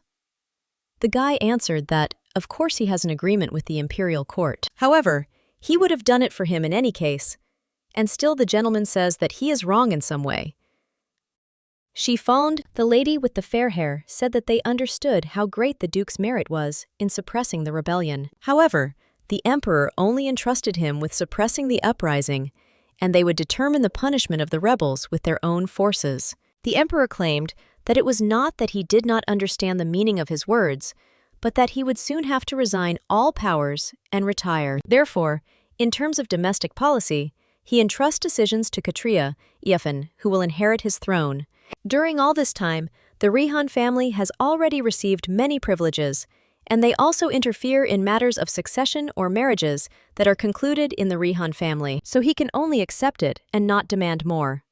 He understands what the guy feels about the empire and how strong his anger is towards Tanatar. But well, let him ask. After all, he heard that the elders were against him, and that even if the imperial court was against him, what would he do then? Isn't the most important thing now to become a duke officially? After which the man claimed that he understood His Majesty the Emperor and also obeys his order, to which he replied that this was the right decision. The main character then wonders if Tatanar had not plunged the former Empress Karti into eternal sleep later. The man replies that of course she was used and thrown away, but still neither Katri nor her sister were that stupid. This duke put the Empress into eternal sleep, and did he really want the throne so much? Everyone in the capital knows how great his greed is. The main character wonders if the man really thinks that he will rebel again. And he replies that as long as Rihanna exists, it is impossible. But 30 years ago, their family was on the verge of destruction. Of course, he has a thirst to become an emperor and also has a grudge against the Rians. And yet, until there are crossroads, he will not take rash actions. But if you think about it, the heir of the Tinaterovs was engaged to the princess, and if the other members of the imperial family plunge into eternal sleep, he will become the emperor. So we need to bring him alive by any means possible, and he will return to the north and also study the most terrible magical curses. The main character wonders if he is returning to the north, to which the man replies that yes, and he is leaving in a week. Iselle also agreed to this. The girl then asks her father if he has a mindset to at least sometimes ask her opinion, to which the man replies that it is enough to consult with Iselit, and the main character wonders if he is leaving so quickly because he is worried about how Cesio will please his mother. The man asks what they feed the lady there, that she is talking nonsense, after which he also claims that he will never allow this wedding. The girl screams that she has already repeated so many times that this is just a strategic engagement. At this time, the young man is lying in bed, and at the same moment he dreams of some song and how he is dancing with a lady. But then the girl takes something else out of her sleeve and shows it to the guy and also congratulates him on his birthday. She also asks if they can become friends if she gives it to him. At the same moment, the young man gets up from the bed. He says that it seems that he used the soul of the word too often, but at the same moment he notices someone else near him, and he understands that this is Terrell Lovtina. Yes, that time she sits with her companion, and he asks if Jem is okay because he looks terrible. The guy replies that nothing is wrong, and he is just not used to getting up early. Jimon also realizes that thoughts about Cesio and Terrell's engagement kept him up late again last night. At this time, the lady tells him to try to live as hard as a lark, and Jem doesn't do anything special, but the guy asks what the lady is talking about. The young man understands that she even decided to take Cesio to the Rihanov estate. He has nothing of his own, so how dare he set his sights on his place, and why does she even bother with him? And the girl couldn't really fall in love with him, after which the guy starts swearing. His interlocutor asks what happened, and whether he just said a bad word, and whether it was intended for her. The man immediately answers that he did not. Lovtina asks if he scolded her for her words just now. But she is his fiancée, so can't she tease him a little? Jemon, he replies that this is not the case, and thinks that while Lovtina doesn't suspect anything, he needs to meet and talk with Terrell. The man understands that he needs to change the girl's feelings at any cost. The main character asks if he is already awake, and the guy says that if the lady wanted to tell him something, she could have woken him up. Terrell replies that she came to tell him that it was time to take his medication. Says again that he just needed to be woken up. And the lady claims that she decided to let him sleep a little longer, but ended up dozing off herself. She claims that she could have entrusted this to one of the servants, so why did she do it personally? But the main character only looks at him menacingly, after which the young man crosses his face and thanks her for deciding to take care of him personally. A little while later, he wonders if Terrell is really saying that they need to go to the High Temple today, to which the lady replies that it is true, because they will all go together. But her interlocutor asks, why exactly to the High Temple? The lady replies that the Daybricks still have not given permission for the engagement, and she did not think that they would object so stubbornly. The guy says that there are always crowds of people in the Supreme Temple, so she decided to announce them to everyone. Terrell replies that this is true, and if there is no response from their side, then they have no choice but to open up first. The girl also says that first they need to come up with something with his clothes, after which the guy is changed, and the lady says that of course it suits him, but something is missing. They put the next outfit on him, and the girl says that this one is better than all the previous ones. Offers adjustment, but she still thinks that you can find something better. After which, they put on the next outfit and ask what about this one? The young man writes something on paper at this time, and when the lady reads this, she understands that he is asking when she will stop playing with dolls. The girl then claps her hands and says that they all worked hard and can now go out, to which they agree. And when they do this, the lady asks what happened, And doesn't he know that to attract people's attention, appearance is the most important thing? And then he agreed with her. Her interlocutor claims that he has no objections. It's just awkward that he's the only one changing clothes.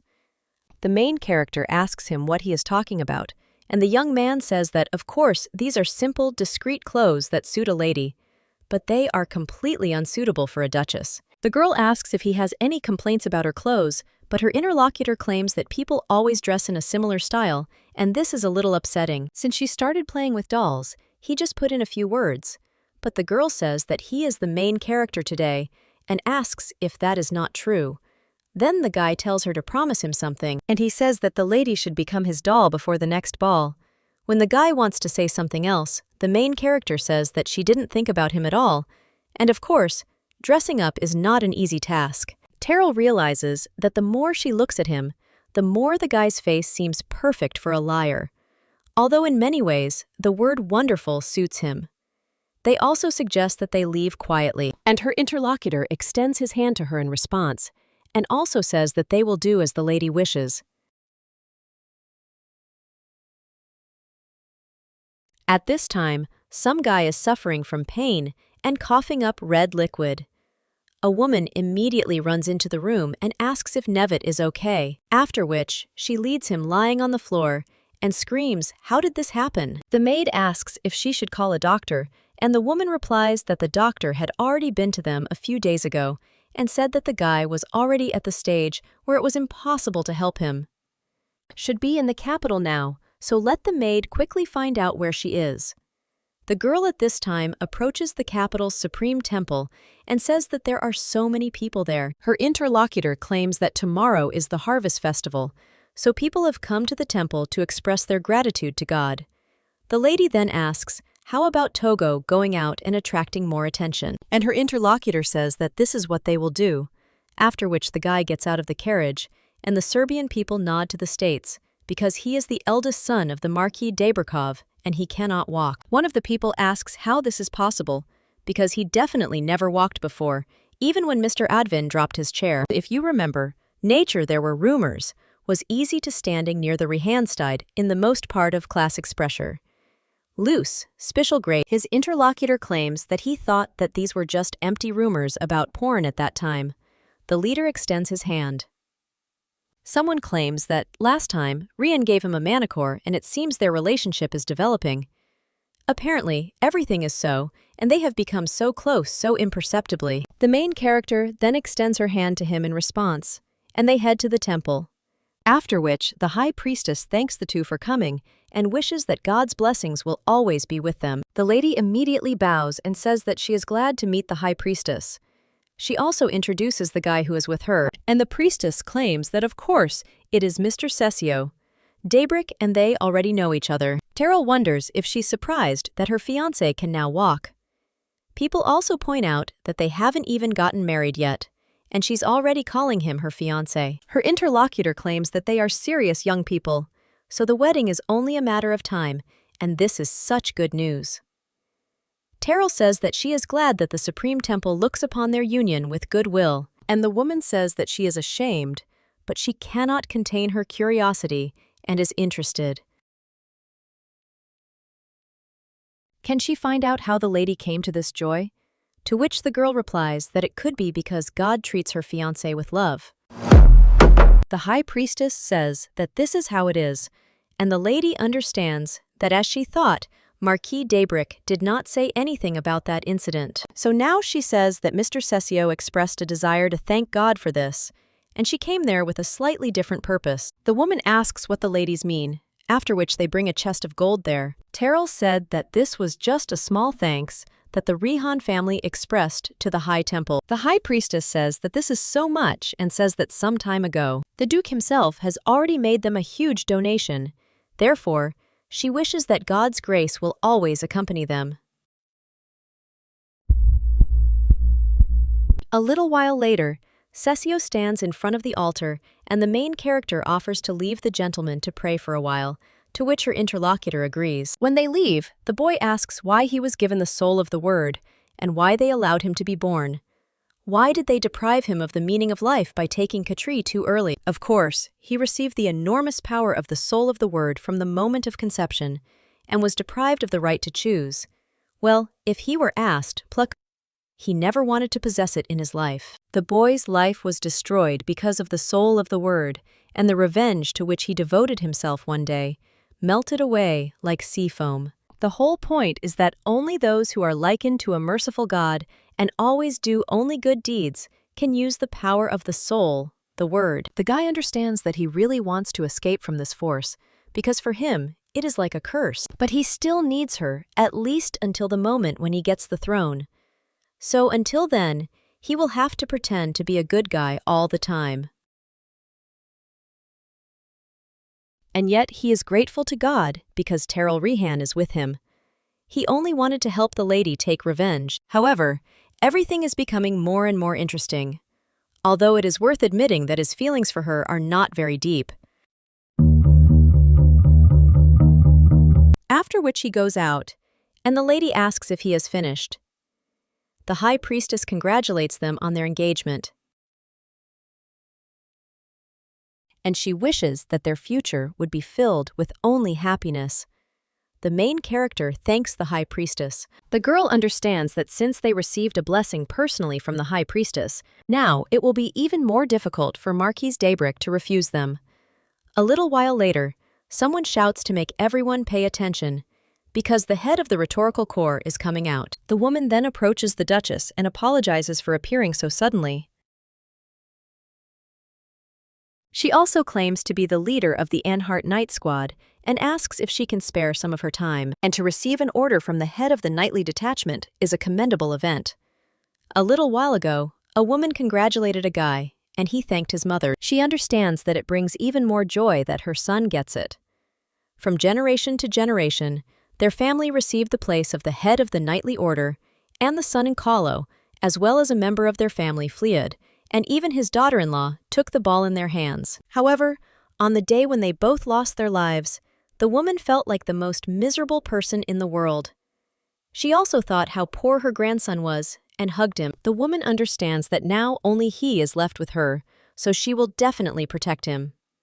A little while later, she thanks the lady for taking the time to care for her, but suggests that they skip the formalities, because she will immediately get down to business. The head of the nightly squad says that her grandson is very ill, and frankly speaking, he is on the verge of falling into eternal sleep. Not only the doctors, but also the high priestess devalues his illness as if it were incurable. However, she had recently heard that Mr. Cesio had regained the ability to walk, but his case was just as hopeless, and she decided to turn to the young Duchess. The girl suggests saying more precisely what hurts him, and the woman replies that it seems there are big problems with his lungs. Every time he coughs, red liquid comes out, and her heart breaks when she sees this picture, but there is nothing she can do as his grandmother. After which she asks the young Duchess to help. Well, the main character tells the Countess that the miracle did not happen to her, but to Mr. Cesio. Stan te, yin yang Cesio, yenoden inchin for last year valences. The woman only says that the lady should not laugh at her for being an idiot, because she understands that it was she who performed this miracle. If he could do miracles himself, Blas probably being a wheelchair user all this time, so she asks to help her unfortunate grandson.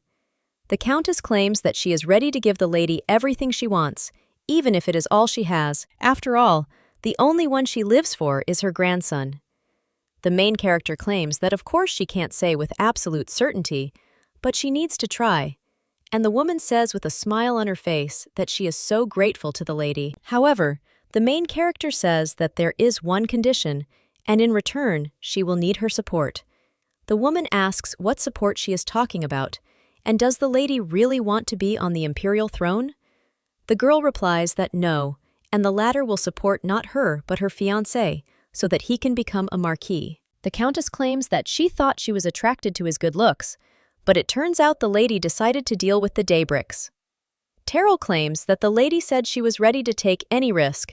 She asks if that's not true. Her interlocutor says that this is true and she will do everything that the lady wishes, to which she answers that it is excellent, and then they can go right now to her grandson. A little while later, they are already in front of the estate of Count Ennard. The woman says that the lady can settle in the guest room, and she will bring her grandson to her. A little while later, the young lady Rian and Mr. Daybrick, they greet them and offer them hot black tea. The main character thanks the maid, but wonders if they could leave until the countess arrives, to which she agrees. Terrell turns to Cesio and asks if he thinks everything will work out, to which the guys answer no, and he thinks it won't be easy. After all, he didn't take the lady's secret potion with him. The main character asks if he's still pestering her with his jokes even in this situation. At that moment, the door to the room opens, and the countess enters with her son and apologizes for the long wait. She also tells the two to meet her grandson Nevet. The guy then greets the young Duchess Rihan and says that his name is Nevet, Oroshi and Hart. Obeneciti, the head of the nightly squad, asks what the lady thinks and whether he will get better at least a little, but the girl asks how one can judge this by one look.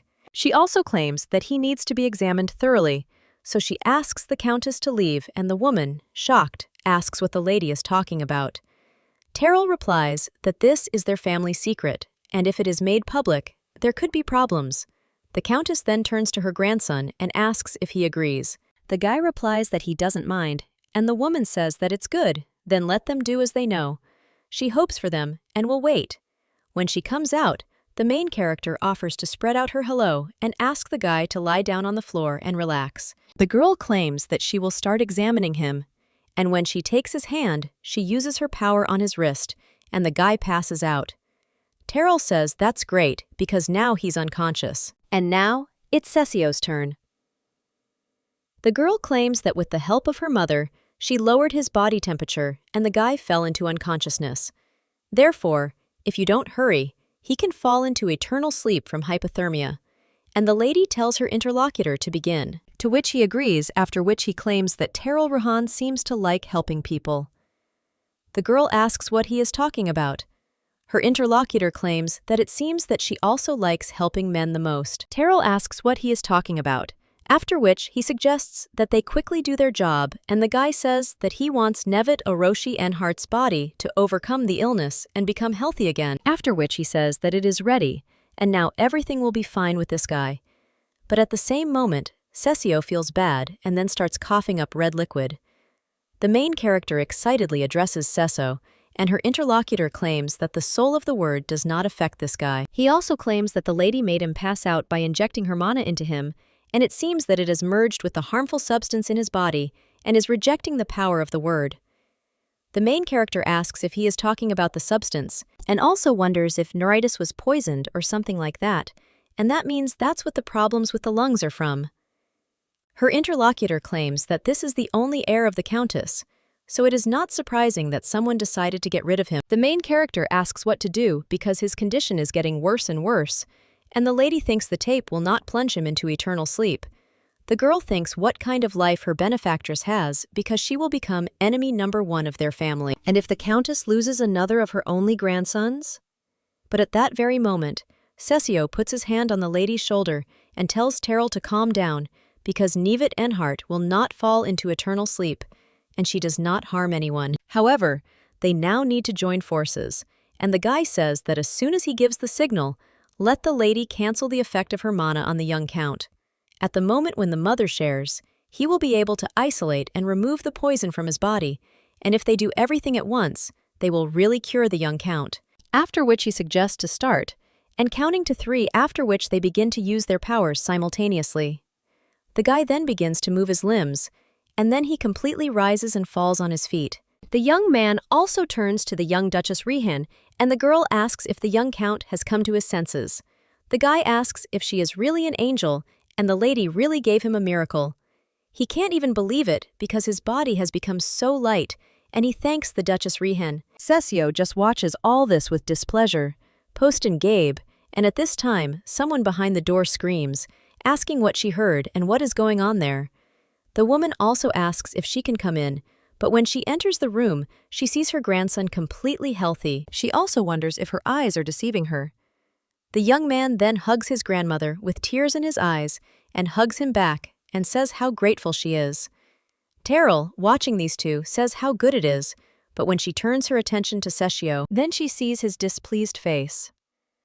A little while later, the Countess claims that she will never forget what happened today and thanks the lady.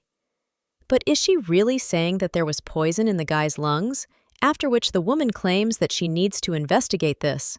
Terrell tells her not to forget about her request, and the woman replies that, of course, but claims that the Counts have greater military power than the Daybricks, and she asks, what about her Navita? The guy, at this time, looks at the lady excitedly, and the main character says that as they already know she has a fiancé, so she will pretend that she did not hear this. A little while later, the girl is already heading in a carriage and says that Cesio did not really want to help Navit, and she asks if this is true. The guy claims that the soul of the word is given to a person similar to God, and similarity with him in virtue. If the one who uses the soul of the word destroys his pure image, the hit gipsum, he will no longer be able to use it. The main character says that you need to be virtuous and is interested. Is this something like the power of the Holy Spirit in the temple? Her interlocutor answers that this is true, but it is also somewhat similar to a curse. People are wondering if this is really the case, and her interlocutor says that of course there are differences, but the essence is similar. The curse concentrates mana in a special way so that its effect causes pain that is difficult to overcome, even for a Holy Spirit. And the more mana, the more dangerous, because to create a higher curse, you need a maximonize capable of controlling a huge amount of mana. The soul of the word works almost the same way. In the soul of its owner is going to get these, and the higher the concentration, the longer you can use it. The main character is interested in whether he is really saying that the chieftain is going to, but these are not savings to collect them. Her interlocutor claims that this is a good metaphor, and the strong soul of the word is like an expensive product. You can buy it if you always save up virtue in your daily life, and the guy asks if she remembers how Mr. Rihan asked if he considers their family his enemies. Continuing the analogy, Rihan is like an exclusive product that cannot be bought for money, no matter how much you save. People whose strength is beyond understanding and whose soul is glory can easily diffuse the highest curse. Come, Kamanetta. Here is to resist the Rihan mana, which is based on the Holy Spirit. It cannot. All of this explains why he had red fluid coming out of his nose. The main character says that it's an ability that can only be obtained by being virtuous. She also remembers the guy saying that he just wants the Daybrick family and not the imperial throne. The young man also claimed that it was too early to think about it, and the main character says that he did say that he was going to aim for the throne. If he becomes emperor, Mirate will become a virtuous ruler. After that, he asks if she thinks so. A little while later, the main character asks in shock if her father really left without even saying goodbye. Her interlocutor claims that the gentleman said that a face-to-face farewell leaves only unnecessary memories, and the girl asks how it was possible not to say a word. Her mother looks out the window at this time and claims that she is worried that Lily will be upset. The man claims that she is so busy with her intrigues. The woman then asks if she does this for fun, and her interlocutor says she brought the groom at such an important time, and if within a year the girl does not sort things out with Tanatar, he will have to intervene personally. The woman then thanks him for loving Lily, and claims that she knows how much he thinks about her. The man replies that it is natural that a father loves his child, but his interlocutor asks him to try to believe in her as well. A little while later, someone asks if the gentleman will continue to live in the Rianov estate. Ncimya, the guy replies that the servant knows what his plans are. Therefore, he does not understand why he is rushing things and wonders if something has happened. The man says that while you are the spouses of the Duchess Anubis, and then is it not worth hurrying with the beginning? Fainal claims that the Duke's descent into eternal sleep is only a matter of time, and his interlocutor asks if it is poison or a curse, to which the guy replies that it is from prolonged action, and it is such that it sits in the lungs and does not allow breathing. The guy then asks if he is talking about the lungs, and his interlocutor wonders why the gentleman reacts like that. Session claims that this is a funny coincidence, because a similar poison was also found in the lungs of the young Count Enhart. And in that case, this is also the machinations of Tantiar. But one way or another, if a miracle does not happen, Janie's father will fall into eternal sleep, But unfortunately, miracles do not happen, after which he apologizes to Terrell, and he claims that he is not a kind person at all. Zhenya is in a dream at this time, and there the girl asks if Mr. Cesio has been hiding his true face all this time. The girl also said that he needed to sit back down quickly, and she said that she didn't know how this could happen, but was wondering if he wanted to get caught. If someone passing by saw him, there could be problems. But at that very moment, the maid entered the room and asked the lady why she was with Mr. Cesio. If his brother found out about this, he would not like it. The experts, option for the area, indeedly enter from the playing and had an early number of Mr. Session. The main character then asked what the maid was doing there, to which she replied that she was just passing by. Terrell replied that she had also passed by. Now the main character gets out of bed and realizes that she always has the same dream, but now she saw a continuation.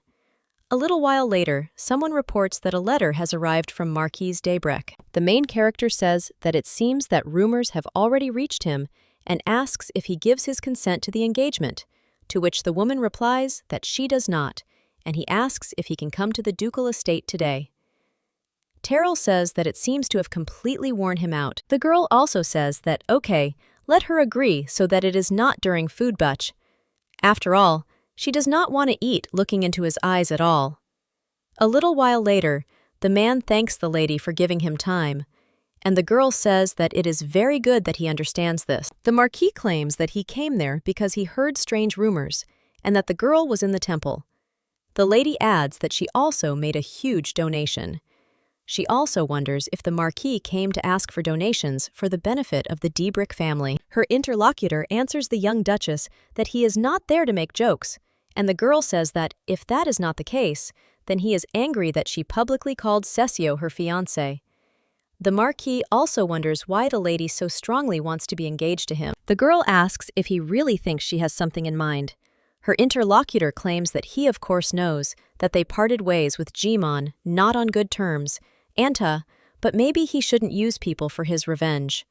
Terrell claims that she didn't choose Cesio for the sake of some kind of revenge on Jimon. The man asks why then, and he will not believe that the lady has truly fallen in love with him. Terrell claims that nothing is possible. The Marquis immediately screams for the young Duchess to come to her senses because Cesio is not worthy of her sincere feelings. The lady then asks if he really decided to put him into eternal sleep because the guy is unworthy, which shocks the man, and asks what he felt sorry for, because after all, there are things that cannot be said even as a joke. The girl says that this is not a joke at all, and they can consider that she just let it slip.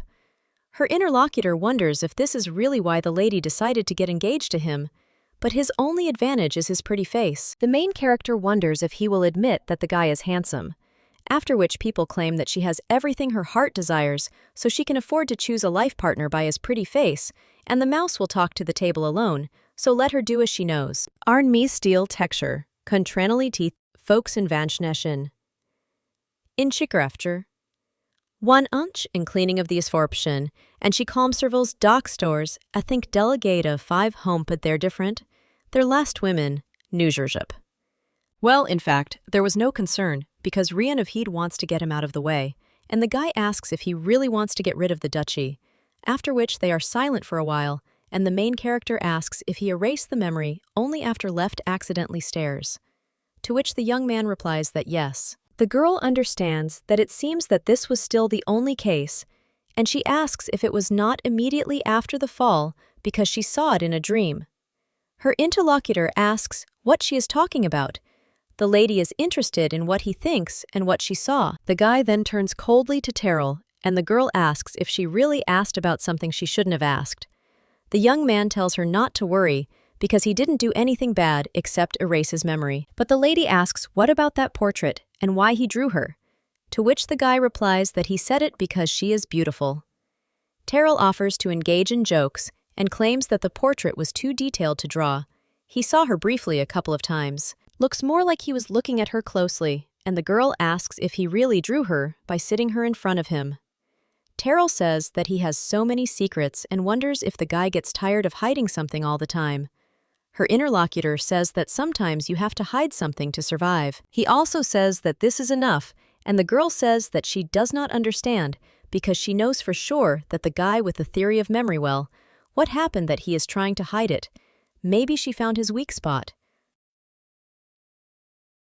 The one who also asks if he committed some sin, to which the young man replies that no, and if we judge by her criteria, then it cannot be considered something special.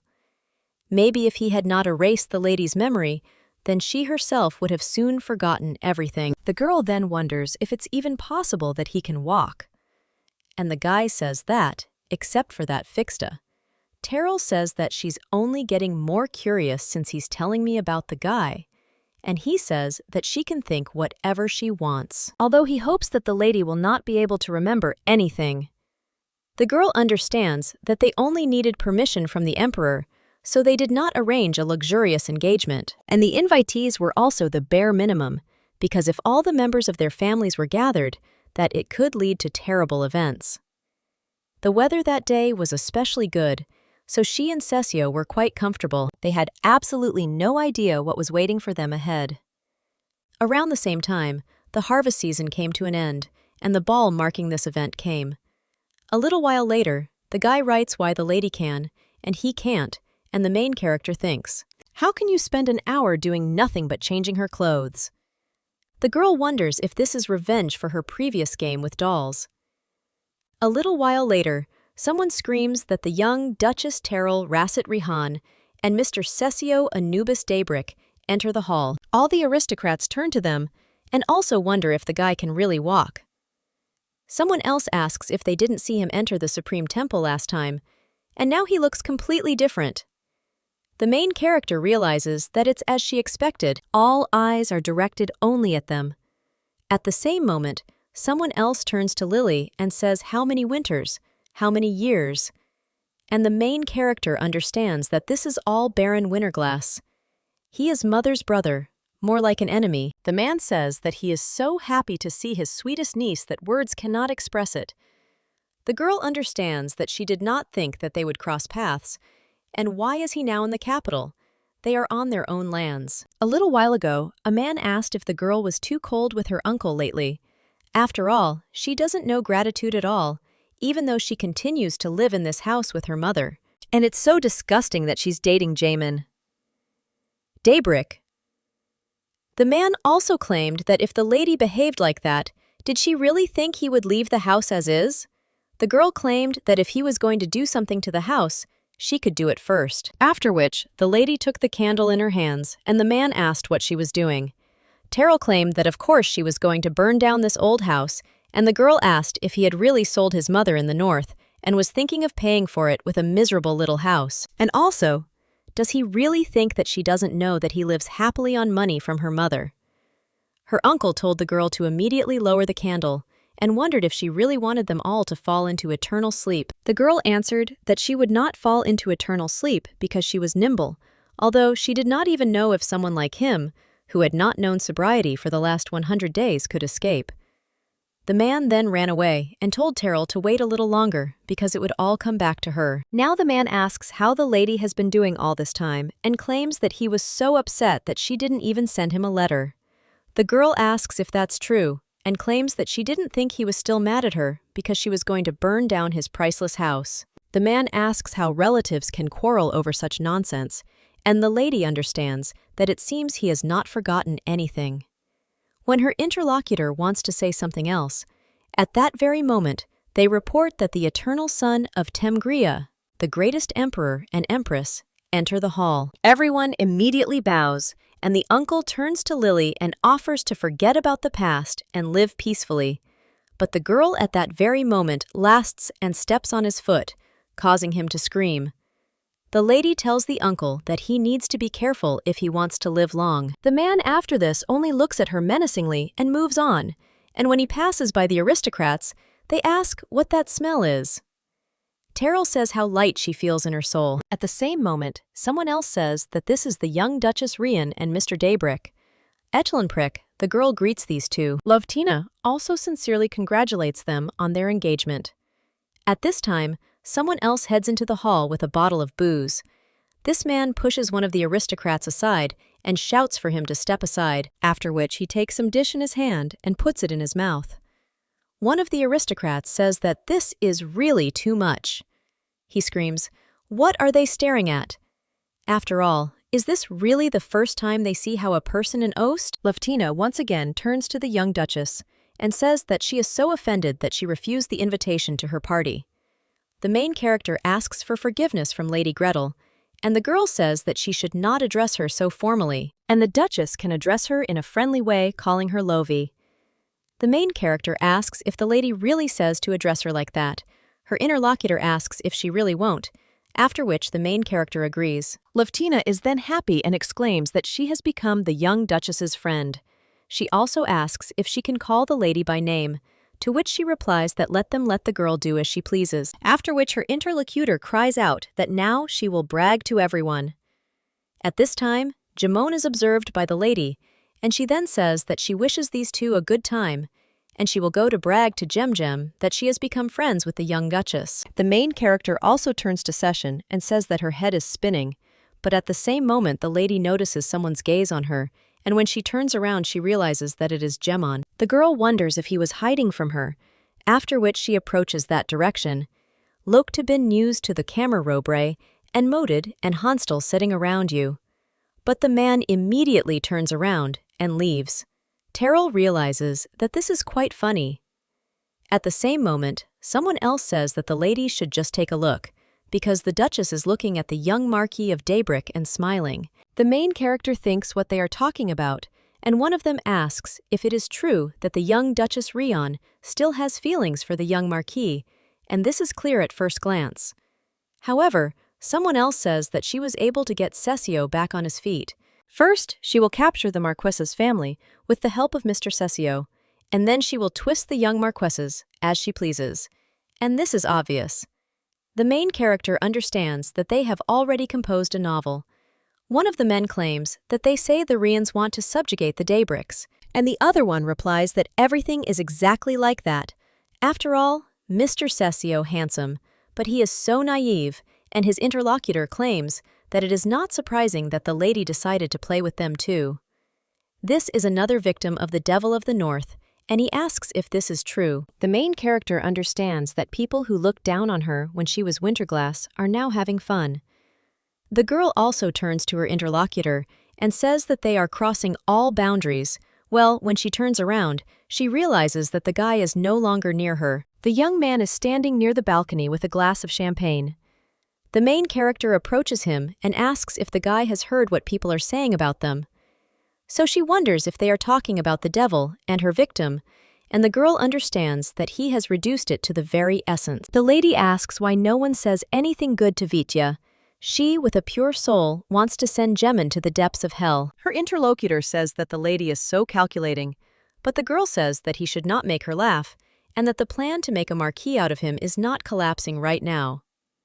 Her interlocutor claims that he believes the lady will find a way to overcome some gossip,